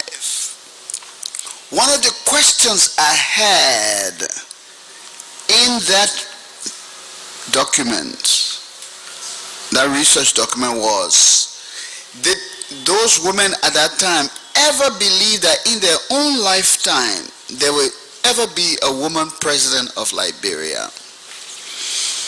Do you know that all of them except one person said yes? And I interviewed about 13 prominent persons. All except one. And that one person was president of the College of West Africa, Mrs. Cecilia Freeman Bull, who is sitting over there. My witnesses don't die. She was president of CWA. I still have my interview papers with her name on it and the day and date that I interviewed her, because I'm a journalist who keep records. Young people, learn to keep your record. But the research projected that in the not too distant future that will come to pass. It was myself, a gentleman called Unzuba Kopa, who later became Unzuba Kimen Gamai. Are you here today? Is Unzuba here today? He might be listening on the radio somewhere, but he called me and he just arrived in town last week. He was my roommate at the University of Liberia. He, myself, Dr. Conte, Kankala, and other people got together at that time and ran a campaign to elect a woman as the first representative of the student council to the university council. That the first time we got a seat on the university council, and we said we're going to give it to a woman to celebrate the International Decade of the Woman. And we elected Pauline Weedeh Koba. Today, all over Liberia, we hear about women's suffrage and women's rights. In 1975, a bunch of men at the university knew that long before the UN people came riding in white jeep to tell us the news about women's suffrage. I just said that to say that people in Liberia do not keep the history, they do not remember anything. And that is why we are suffering so much. One of my friends called me from down Waterside a few months ago. There was an argument there involving a Nigerian and some other people about how they came here to help Liberia, because we are a failed state.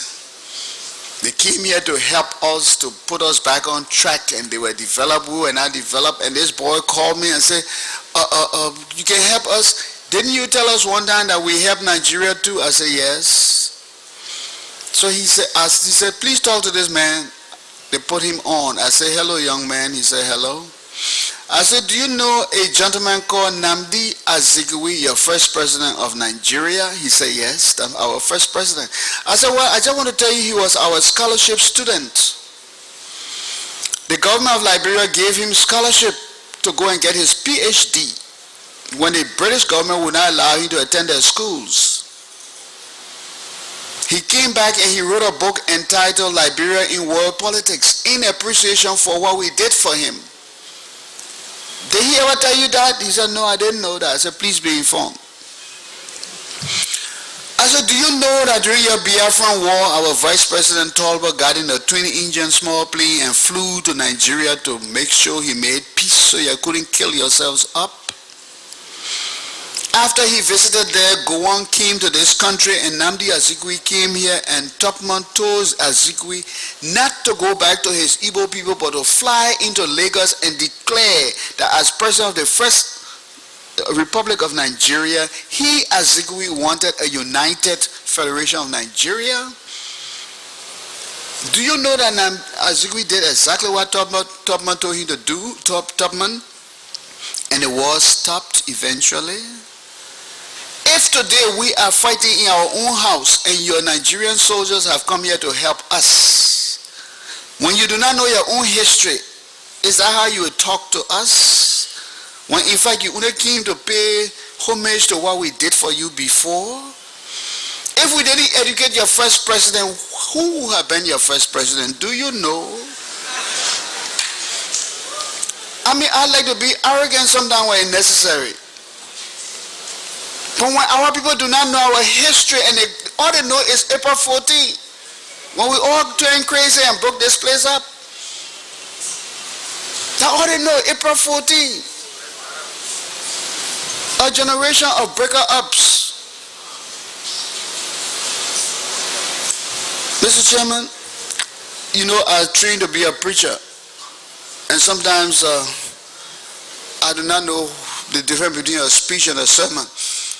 But I want to tell you that I think I should rest a little bit and you just ask me questions and I will talk more as you ask questions. Because I could talk to this group on that tomorrow morning.